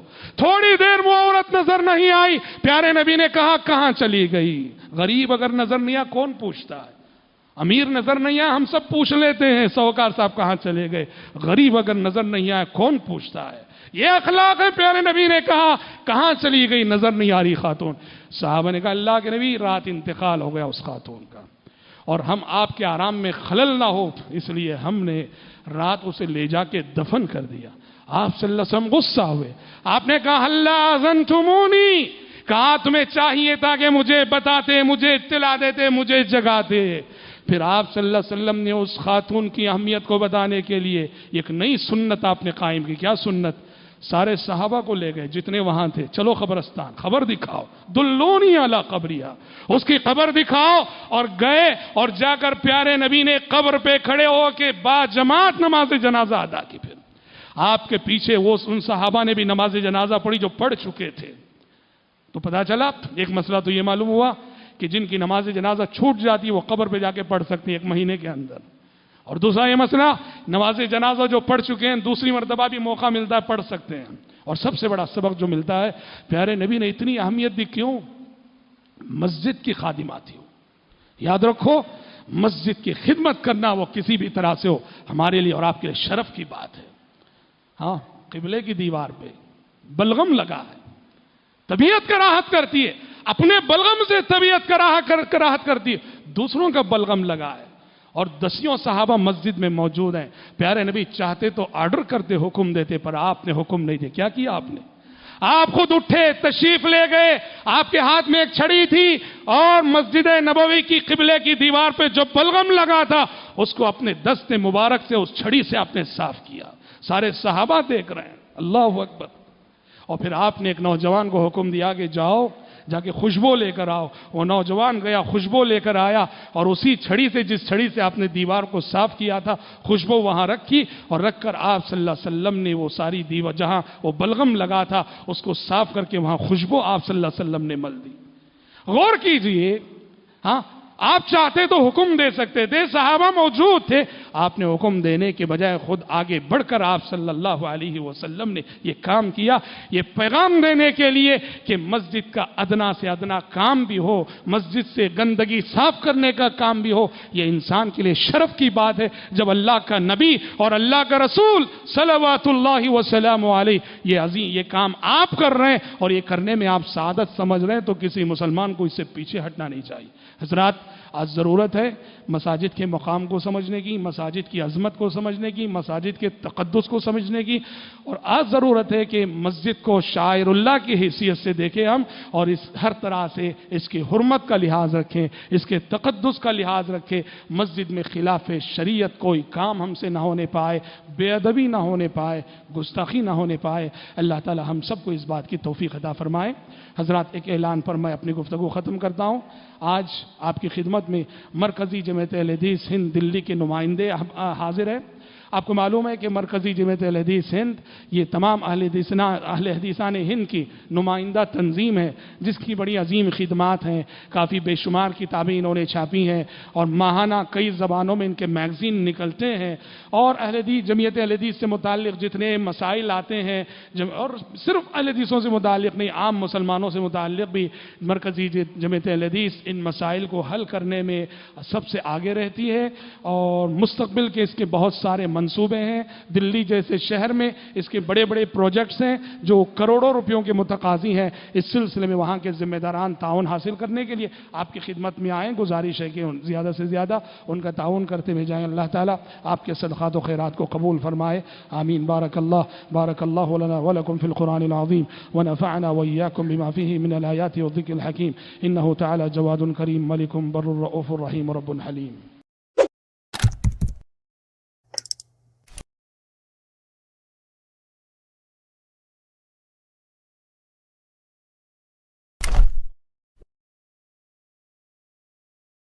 ما يبدل القول لدي وما أنا بظلام للعبيد، وقال عز وجل إنما يعمر مساجد الله من آمن بالله واليوم الآخر وأقام الصلاة وآتى الزكاة ولم يخش إلا الله فعسى أولئك أن يكونوا من المهتدين۔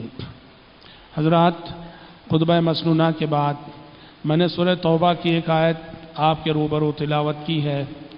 اس آیت میں اللہ تبارک و تعالیٰ کا ارشاد ہوا کہ انما یعمر مساجد اللہ، حقیقی معنوں میں اللہ کی مسجدوں کو وہی لوگ آباد رکھتے ہیں، من آمن باللہ والیوم الآخر، جو اللہ اور یوم آخرت پہ ایمان رکھتے ہیں، واقام الصلاة وآتى الزکاة، جو نماز قائم کرتے ہیں اور زکوٰۃ دیتے ہیں، ولم یخش الا اللہ، اور جن کے دلوں میں اللہ کے سوا کسی اور کا خوف نہیں ہوتا ہے، فعسى اولئک ان یکونوا من المہتدین، یقین ہے کہ یہی لوگ اللہ کے پاس ہدایت یافتہ کہلاتے ہیں۔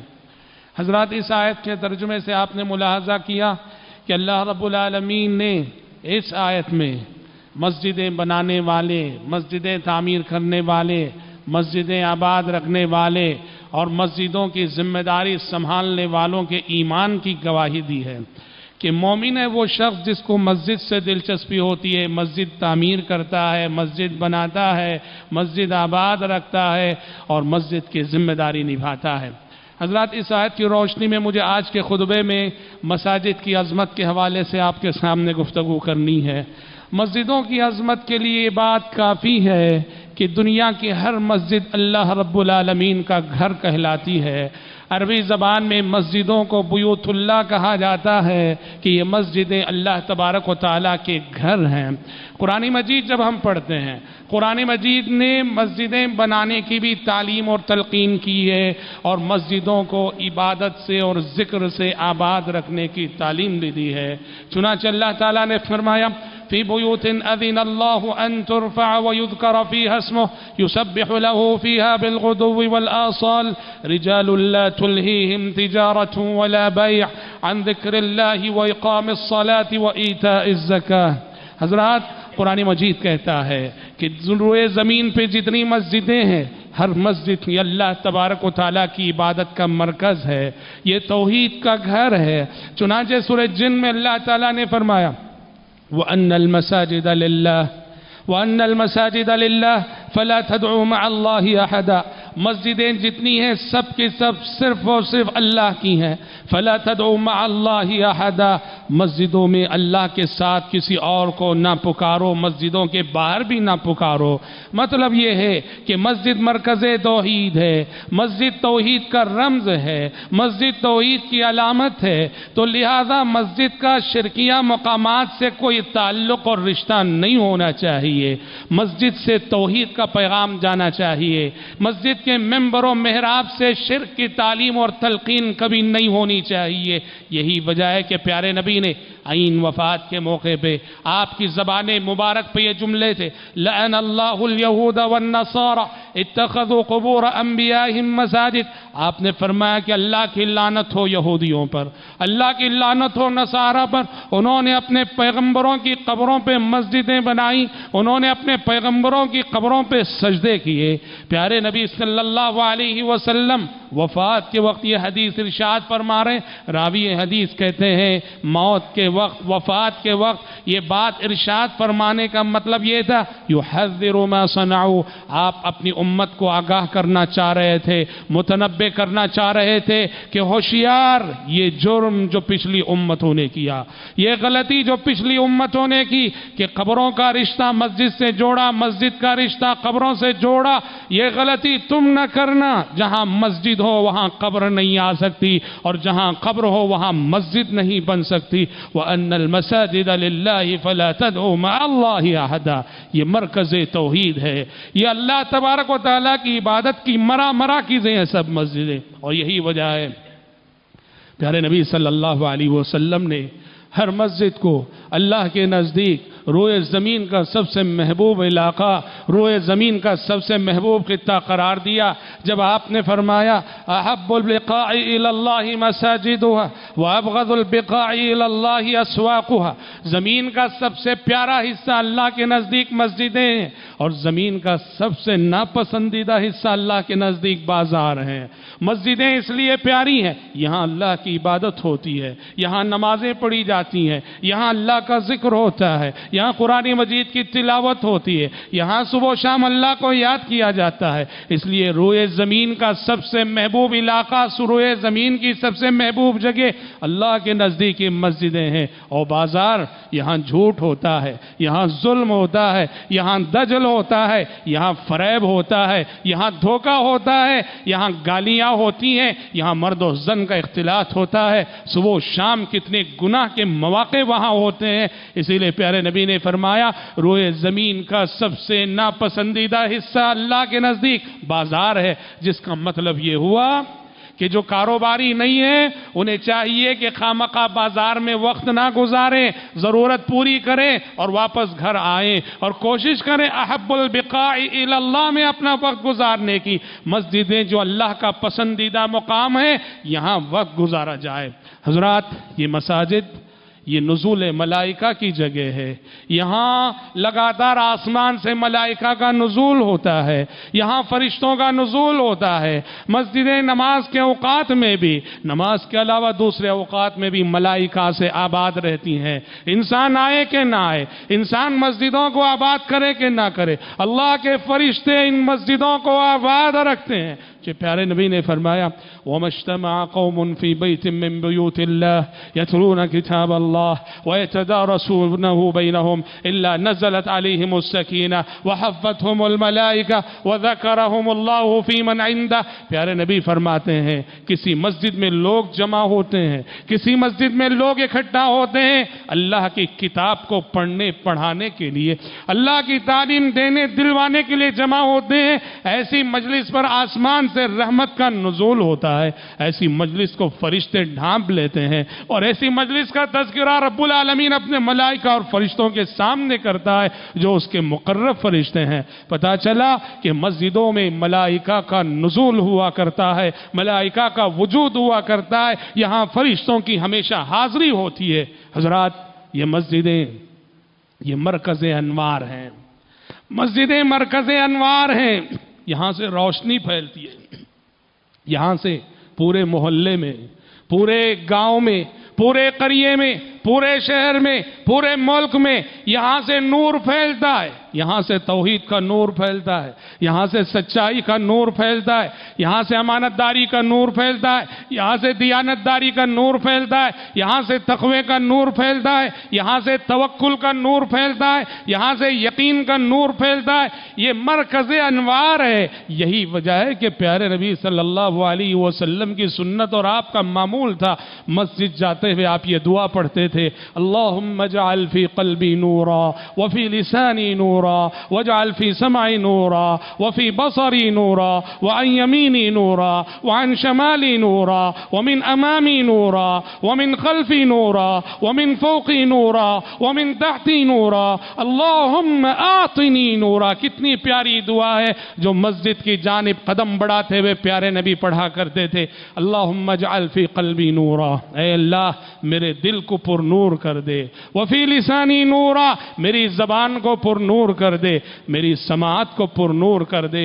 میری بصارت کو پر نور کر دے. میرے دائیں نور کر دے. میرے بائیں نور کر دے. میرے آگے نور کر دے. میرے پیچھے نور کر دے. میرے اوپر نور کر دے. میرے نیچے نور کر دے. اور اے اللہ نور کی بارش میں نہایا ہوا انسان کر دے. کتنی پیاری دعا ہے جو پیارے نبی مسجد کو جاتے ہوئے پڑھا کرتے تھے. یہ دعائے نور مسجد جاتے ہوئے کیوں پڑھی جاتی ہے؟ اس لیے کہ مسجد مرکز انوار ہے. یہاں سے نور تقسیم ہوتا ہے، روشنی تقسیم ہوتی ہے. یہاں نور ہدایت بٹتا ہے، یہاں نور حق بٹتا ہے. اور اس کو حاصل کرنے کے لیے ہم مسجد جاتے ہیں تو جاتے ہوئے اللہ تبارک و تعالیٰ سے دعا کرنے کی اور مانگنے کی تلقین کی گئی ہے. حضرات، مسجد کے حوالے سے ایک بندہ مومن کو اللہ رب العالمین نے بڑی بڑی عظیم عظیم بشارتیں سنائی ہیں.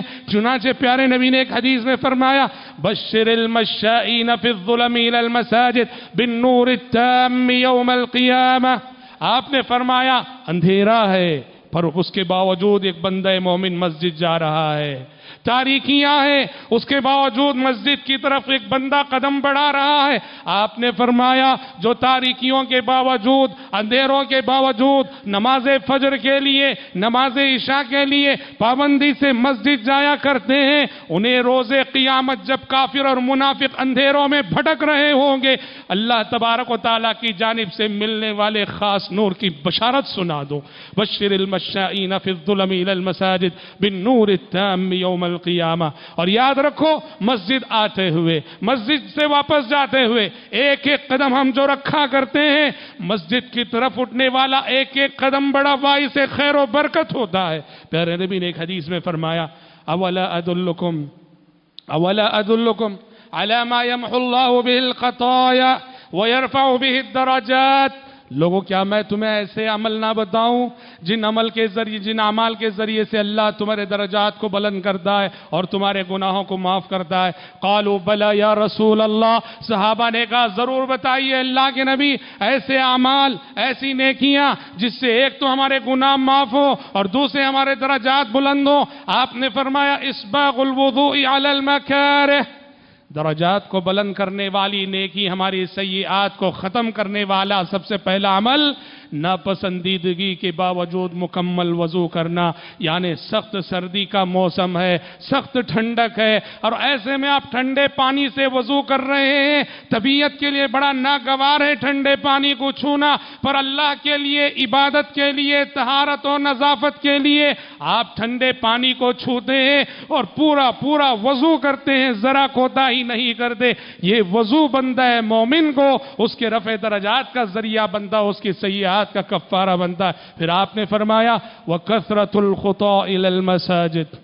کثرت الخطا الی المساجد، مسجدوں کی طرف چل کر کثرت سے چل کر جانا. مطلب یہ ہے جو جتنے زیادہ دور مسافت سے آئے گا، جو جتنے زیادہ قدم مسجد کی طرف بڑھائے گا، اس کے درجات اسی قدر بلند ہوں گے، اس کی سیئات اسی قدر معاف ہوں گی. پھر آپ نے فرمایا وانتظار الصلاة بعد الصلاة.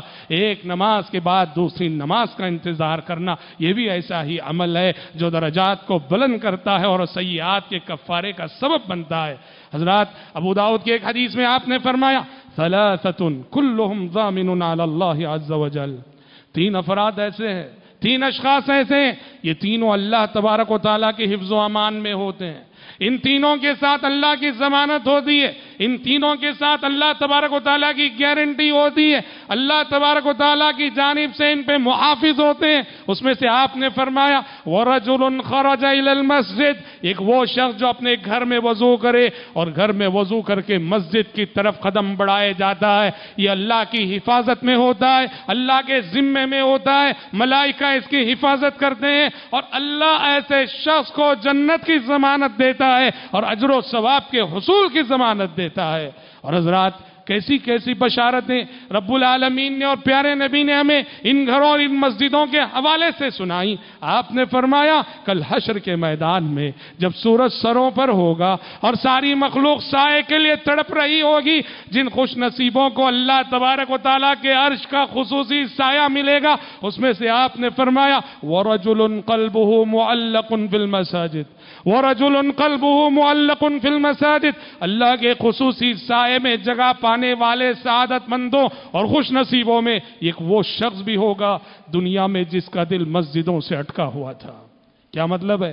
مسجدوں سے اٹکے رہنے کا مطلب یہ ہے کہ اس کو مسجد سے لگاؤ ہے، اس کو مسجد سے دلچسپی تھی، اس کو مسجد سے والہانہ محبت تھی، بار بار مسجد جایا کرتا تھا، مسجد جانے کے بہانے ڈھونڈا کرتا تھا، مسجد کے ہر پروگرام میں حاضری دیا کرتا تھا، مسجد کے ہر کام میں آگے بڑھ کے ہاتھ بٹایا کرتا تھا، مسجد کے ہر کام میں دلچسپی لیا کرتا تھا، مسجد کو پاک صاف رکھا کرتا تھا، خالی وقت ہوتا سیدھے مسجد میں آ کے بیٹھ جاتا تھا، قرآن پڑھنا ہوتا مسجد آ کے پڑھتا تھا، ذکر کرنا ہوتا مسجد، اس کا دل مسجد سے اٹکا ہوا، وہ جہاں بھی رہے مسجد کی طرف اس کا دل کھنچا چلا جاتا ہے، جس کے دل کی یہ قلبی کیفیت ہوتی ہے۔ اللہ کے گھروں سے، اللہ کی مسجدوں سے جس کا یہ رشتہ ہوتا ہے، یہ قلبی تعلق ہوتا ہے، کل ان خوش نصیبوں میں اس کا شمار ہوگا جنہیں اللہ تبارک و تعالیٰ کے عرش کا خصوصی سایہ ملے گا۔ اسی بنا حضرات پیارے نبی صلی اللہ علیہ وسلم ہر اس بندے کے لیے بشارت سناتے ہیں، خوشخبری سناتے ہیں جو بندہ کہ اس روئے زمین پر اللہ کے گھروں کی تعمیر کرتا ہے۔ آپ نے فرمایا من بنا للہ مسجدا بنا اللہ لہ بیتا فی الجنہ، جو اللہ کا ایک گھر تعمیر کرے گا اللہ اس کے بدلے جنت میں اس کے لیے گھر تعمیر کرے گا۔ اور ایک حدیث کے الفاظ ہیں من بنا للہ مسجدا ولو کمفحص قطا بنا اللہ لہ بیتا فی الجنہ، جو اللہ کا گھر بنائے ضروری نہیں کہ لمبا چوڑا اور بہت بڑا اور کشادہ بنائے، کہا پرندے کے گھونسلے کے برابر بھی بنائے۔ اگر پرندے کا گھونسلہ ہماری ایک اینٹ جو ہوتی ہے، آپ نے فرمایا پرندے کے گھونسلے کے برابر بھی اگر کوئی اللہ کا گھر بناتا ہے، اللہ اس کے لیے جنت میں گھر بناتا ہے۔ اس لیے یاد رکھیے اپنے والدین، اپنے جو مرحوم رشتہ دار ہوتے ہیں، ان کی جانب سے صدقہ جاریہ کی سب سے بڑی شکل یہ ہوتی ہے کہ آپ ان کی جانب سے اللہ تبارک و تعالیٰ کے گھروں کو آباد کریں، اور ان کے پیسوں سے یا ان کی جانب سے اولاد صدقہ کرتے ہوئے ان کے لیے اللہ تبارک و تعالیٰ کا گھر بنائے، مسجدیں تعمیر کرے، ان کے اجر و ثواب کے لیے یہ صدقہ جاریہ کی بہت بڑی شکل ہے۔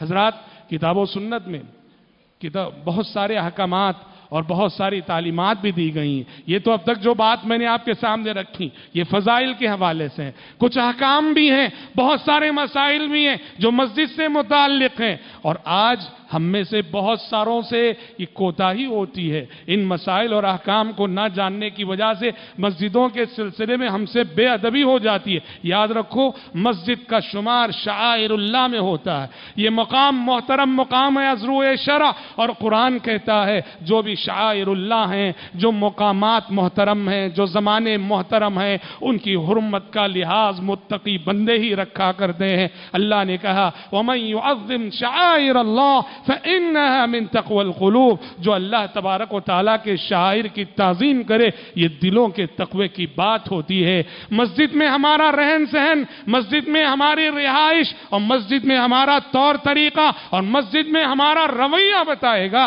کہ ہمارے دلوں میں اللہ تبارک و تعالیٰ کا کتنا ڈر ہے اور کتنا نہیں ہے۔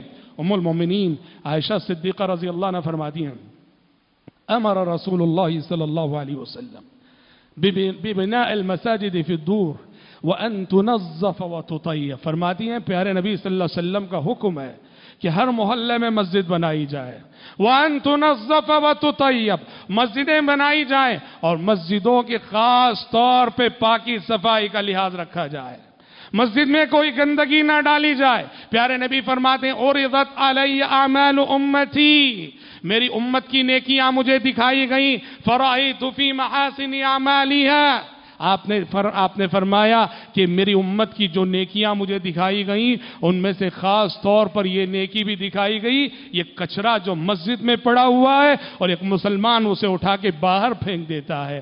مسجد کو پاک صاف رکھنا، مسجد میں خوشبو کا استعمال کرنا، یہ مسجد کے احترام کا تقاضا ہے۔ اسی لیے قرآن بھی کہتا ہے یا بنی آدم خذوا زینتکم عند کل مسجد، یا بنی آدم خذوا زینتکم عند کل مسجد، اے اولاد آدم، اے بنی آدم، مسجدوں کو آتے ہوئے اسباب زینت اختیار کرو۔ زینت سے مراد کیا ہے؟ مفسرین لکھتے ہیں مسجد کو جاتے ہوئے پاک صاف کپڑے پہن کے جانا چاہیے، خوشبو لگا کے جانا چاہیے۔ مسجد کو ہرگز اس حال میں نہیں جانا چاہیے ہاں نائٹ ڈریس ہے اور اسی میں آ گئے فجر کی نماز کے لیے، ایسا نہیں ہونا چاہیے۔ کام کے کپڑے ہیں، خون کے دھبے ہیں، اسی طرح آ گئے مسجد میں، ایسا نہیں ہونا چاہیے۔ پاک صاف لباس میں آنا چاہیے۔ پسینے کی بو آ رہی ہمارے بدن سے، اسی طرح آ گئے مسجد میں، ایسا نہیں آنا چاہیے۔ پیارے نبی نے فرمایا کچی پیاز کھا کے مسجد نہ آؤ، کچا لہسن کھا کے مسجد نہ آؤ، فَإِنَّ الْمَلَائِكَةَ تَتَأَذَّى مِمَّا يَتَأَذَّى مِنْهُ الْإِنسُ۔ جن باتوں سے انسانوں کو تکلیف ہوتی ہے ان باتوں سے اللہ کے فرشتوں کو بھی تکلیف ہوتی ہے۔ ہم مسجد سے باہر رہتے ہیں تو ہمیں اس بات کا لحاظ رکھنا پڑتا ہے کہیں ہم سے کسی انسان کو تکلیف نہ ہو جائے، لیکن جب مسجد کے اندر ہوتے ہیں دو باتوں کا لحاظ رکھنا پڑتا ہے، ہم سے کسی دوسرے انسان کو تکلیف نہ ہو جائے اور ہم سے کہیں اللہ کے فرشتوں کو تکلیف نہ ہو جائے۔ اللہ کے فرشتوں کو تکلیف نہ دو۔ اور آپ نے فرمایا جن باتوں سے ایک دوسرے مسلمان کو تکلیف ہو سکتی ہے ان ساری باتوں سے فرشتوں کو بھی تکلیف ہوتی ہے۔ نماز میں کھڑے ہیں، جماعی آئی اور ہم نے پوری طرح سے منہ کھول دیا، غلط بات ہے۔ آزو بازو جو نمازی کھڑے رہتے ہیں بڑی تکلیف ہوتی ہے، اسی لیے نماز فجر میں حاضری دیتے ہوئے اس بات کا بھی لحاظ رکھنا چاہیے کہ مسجد کو آتے ہوئے مسواک کر کے آئیں، برش کر کے آئیں، کیونکہ سونے کے بعد انسان کے منہ میں عموماً بدبو ہوتی ہے، اس بدبو کے ساتھ مسجد میں ہرگز حاضری نہیں دینی چاہیے۔ اس سے انسانوں کو بھی اذیت ہوتی ہے اور فرشتوں کو بھی اذیت ہوتی ہے۔ اسی طرح سے حضرات یہ مسجدیں یہ خالص عبادت کے مقامات ہیں، یہ خالص عبادت یہ عبادت کا مرکز ہے۔ یہاں اللہ کی عبادت ہونی چاہیے، یہاں کوئی دنیاوی کام نہیں ہونا چاہیے۔ پیارے نبی نے فرمایا اگر کسی کو مسجد میں خرید و فروخت کرتے ہوئے دیکھو، لین دین کرتے ہوئے دیکھو، خرید و فروخت کرتے ہوئے دیکھو، تجارت کرتے ہوئے دیکھو، اللہ اکبر، شریعت نے کبھی بددعا کی تعلیم نہیں دی، کبھی بددعا کی تعلیم نہیں دی۔ شریعت نے کہا تمہارا دشمن بھی کیوں نہ ہو معاف کرو، درگزر کرو، لیکن اگر مسجد کے اندر بیٹھ کر کوئی کاروبار کرتا ہے شریعت کہتی ہے فوراً بددعا دو اس کے حق میں، لا اربح اللہ تجارت تک، تیری اس تجارت میں کوئی برکت نہ ہو، تجھے کوئی فائدہ نہ ہو، گھاٹا ہو جائے تیری تجارت میں۔ کتنا سخت اسلوب ہے، کتنا سخت موقف شریعت نے اپنایا۔ بس تو غیر شعوری طور پر موبائل فون کا زمانہ ہے، ہم سمجھتے ہیں کہ کاروبار کرنے کا مطلب یہ ہم موجود ہیں، ہمارے سامنے گاہک موجود ہیں، بیٹھ کے بات کر۔ صرف اسی کو کاروبار نہیں کہتے، گاہک کہیں اور ہے، فون پہ ہم بات کر رہے ہیں، مسجد میں بیٹھے ہیں، قیمت طے ہو رہی ہے، مسجد میں بیٹھ کے فون پہ بات ہو رہی ہے، یہ کاروبار ہو رہا ہے مسجد میں، یہ بزنس ہو رہا ہے مسجد میں، منع ہے۔ پیارے نبی نے کہا گمشدہ چیزیں تمہاری گمی ہے کہیں اور اس کا اعلان آ کے مسجد میں کرو۔ کہا کہ اگر کسی کو مسجدوں میں گمشدہ چیز تلاش کرتے ہوئے دیکھو اس کے حق میں بددعا دے دو، لا ردہ اللہ علیک، اللہ کرے کہ نہ ملے تمہیں یہ چیز۔ کیا مطلب ہے؟ کیوں یہ سب سختی؟ یہ سختی اس لیے یہ مرکز عبادت ہے، یہاں صرف اور صرف عبادت کے لیے آنا چاہیے۔ مسجد کے ذمہ دار بھی، مسجد میں آنے والے مصلی بھی، مسجد کے ٹرسٹیان بھی، سب کے سب عبادت کے نقطہ نظر سے یہاں عبادت کا کام ہونا چاہیے۔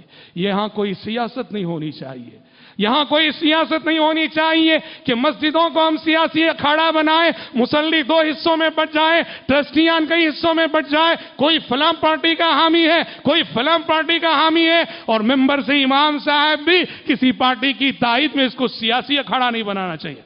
ہاں یہ اور بات ہے جہاں مسلمانوں کی مصلحت کی بات آتی ہے اس وقت کچھ رہنمائی کرنا، تعلیم دینا، یہ تو عین دین و ایمان کا تقاضا ہے، ورنہ محض سیاسی مصلحتوں کی خاطر مسجد کو، مسجد کے عہدے کو، مسجد کے منصب کو، مسجد کو ایک سیاسی پلیٹ فارم بنا کر سیاسی مقاصد کے لیے مسجد کو استعمال کرنا قطعاً ناجائز ہے۔ ذاتی دشمنیاں لا کے مسجد میں اتارنا، ذاتی دشمنیوں لا کے مسجد میں اتارنا، خاندانی دشمنیوں کو لا کے مسجد میں جھگڑنا، یاد رکھو یہ سب اللہ کی مسجدوں کی شان میں بہت بڑی گستاخی ہے، اللہ کی مسجدوں کی شان میں بہت بڑی بے ادبی ہے۔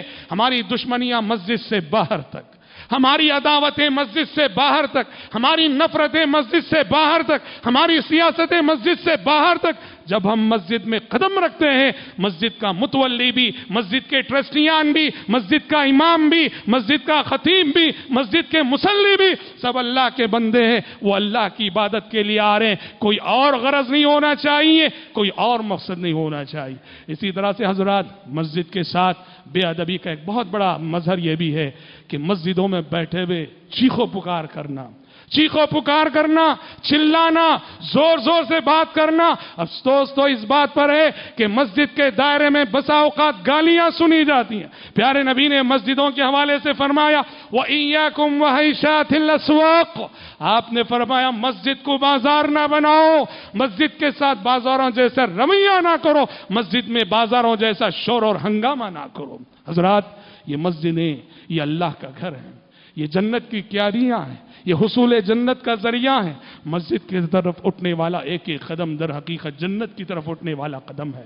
مسجدوں کا احترام کرو، مسجدوں کی حرمت کا لحاظ رکھو، مسجدوں کی تعظیم کرو، یہاں مسجدوں سے زیادہ دلچسپی لو، مسجد آؤ، مسجد کے کاموں میں حصہ لو، مسجد کے کاموں میں آگے بڑھ چڑھ کر حصہ لو، اور اللہ تبارک و تعالیٰ کی گھروں سے اپنے دل کو لگاؤ، مسجدوں کو عبادتوں سے آباد کرو۔ یاد رکھو، میں نے اور آپ نے کبھی ہم نے اپنے گھر کے حمام کو کبھی صاف نہیں کیا ہوگا، اپنے گھر کے باتھ روم کو کبھی صاف نہیں کیا ہوگا، اپنے گھر کے ٹوائلٹ کو کبھی صاف نہیں کیا ہوگا۔ میرے لیے بھی شرف کی بات ہے اور آپ کے لیے بھی شرف کی بات ہے کہ جاؤ اپنے ہاتھ سے مسجد کا باتھ روم صاف کرو، ٹوائلٹ صاف کرو۔ یہ مسجد ہے، یہ اللہ کا گھر ہے، اور یہاں جو اللہ کے گھر کی خدمت کرتا ہے وہ اللہ کی نظروں میں بہت بڑا ہوتا ہے۔ خصوصاً ذمہ داران مساجد، مسجد کے متولی، سیکریٹری یا ٹرسٹیان، کیا مطلب ہے ان کے متولی اور سیکریٹری بننے کا مطلب یہ نہیں بس بیٹھے رہیں اور حکم دیتے رہیں، آرڈر کرتے رہیں۔ مثالی متولی وہ ہے، مثالی سیکریٹری وہ ہے، مثالی ٹرسٹیان وہ ہے جو آگے حکم دینے کے ساتھ ساتھ حکم دینے سے پہلے آگے بڑھ کے عملاً کام کر کے دکھاتے ہوں۔ پیارے نبی صلی اللہ علیہ وسلم نے کتنی قدر کی، اللہ اکبر۔ دیکھو ایک بڑھیا مر گئی رضی اللہ عنہا، پیارے نبی صلی اللہ، کون تھی؟ حبشی النسل خاتون تھی، کالی کلوٹی خاتون تھی، مسجد نبوی میں رہا کرتی تھی، اور کام یہ تھا مسجد نبوی کو جھاڑو دیا کرتی تھی، مسجد کو صاف کیا کرتی تھی، رضی اللہ عنہا وارضا، مسجد ہی میں رہا کرتی تھی۔ پیارے رات میں انتقال ہو گیا، پیارے نبی آرام فرما رہے تھے، صحابہ نے سوچا اگر پیارے نبی کو بتائیں گے تو آپ کے آرام میں خلل ہوگا، آپ کو ڈسٹرب ہوگا، کیوں ڈسٹرب کرے؟ گئے، نماز جنازہ پڑھایا، دفن کر دیے۔ صبح پیارے نبی صلی اللہ علیہ وسلم نماز فجر کے بعد مسجد میں بیٹھے ہوئے تھے۔ پیارے نبی صلی اللہ علیہ وسلم نے کہا کیا بات ہے وہ بڑھیا نظر نہیں آ رہی ہے؟ قربان جائیے اس اخلاق پر، قربان جائیے اس کردار پر۔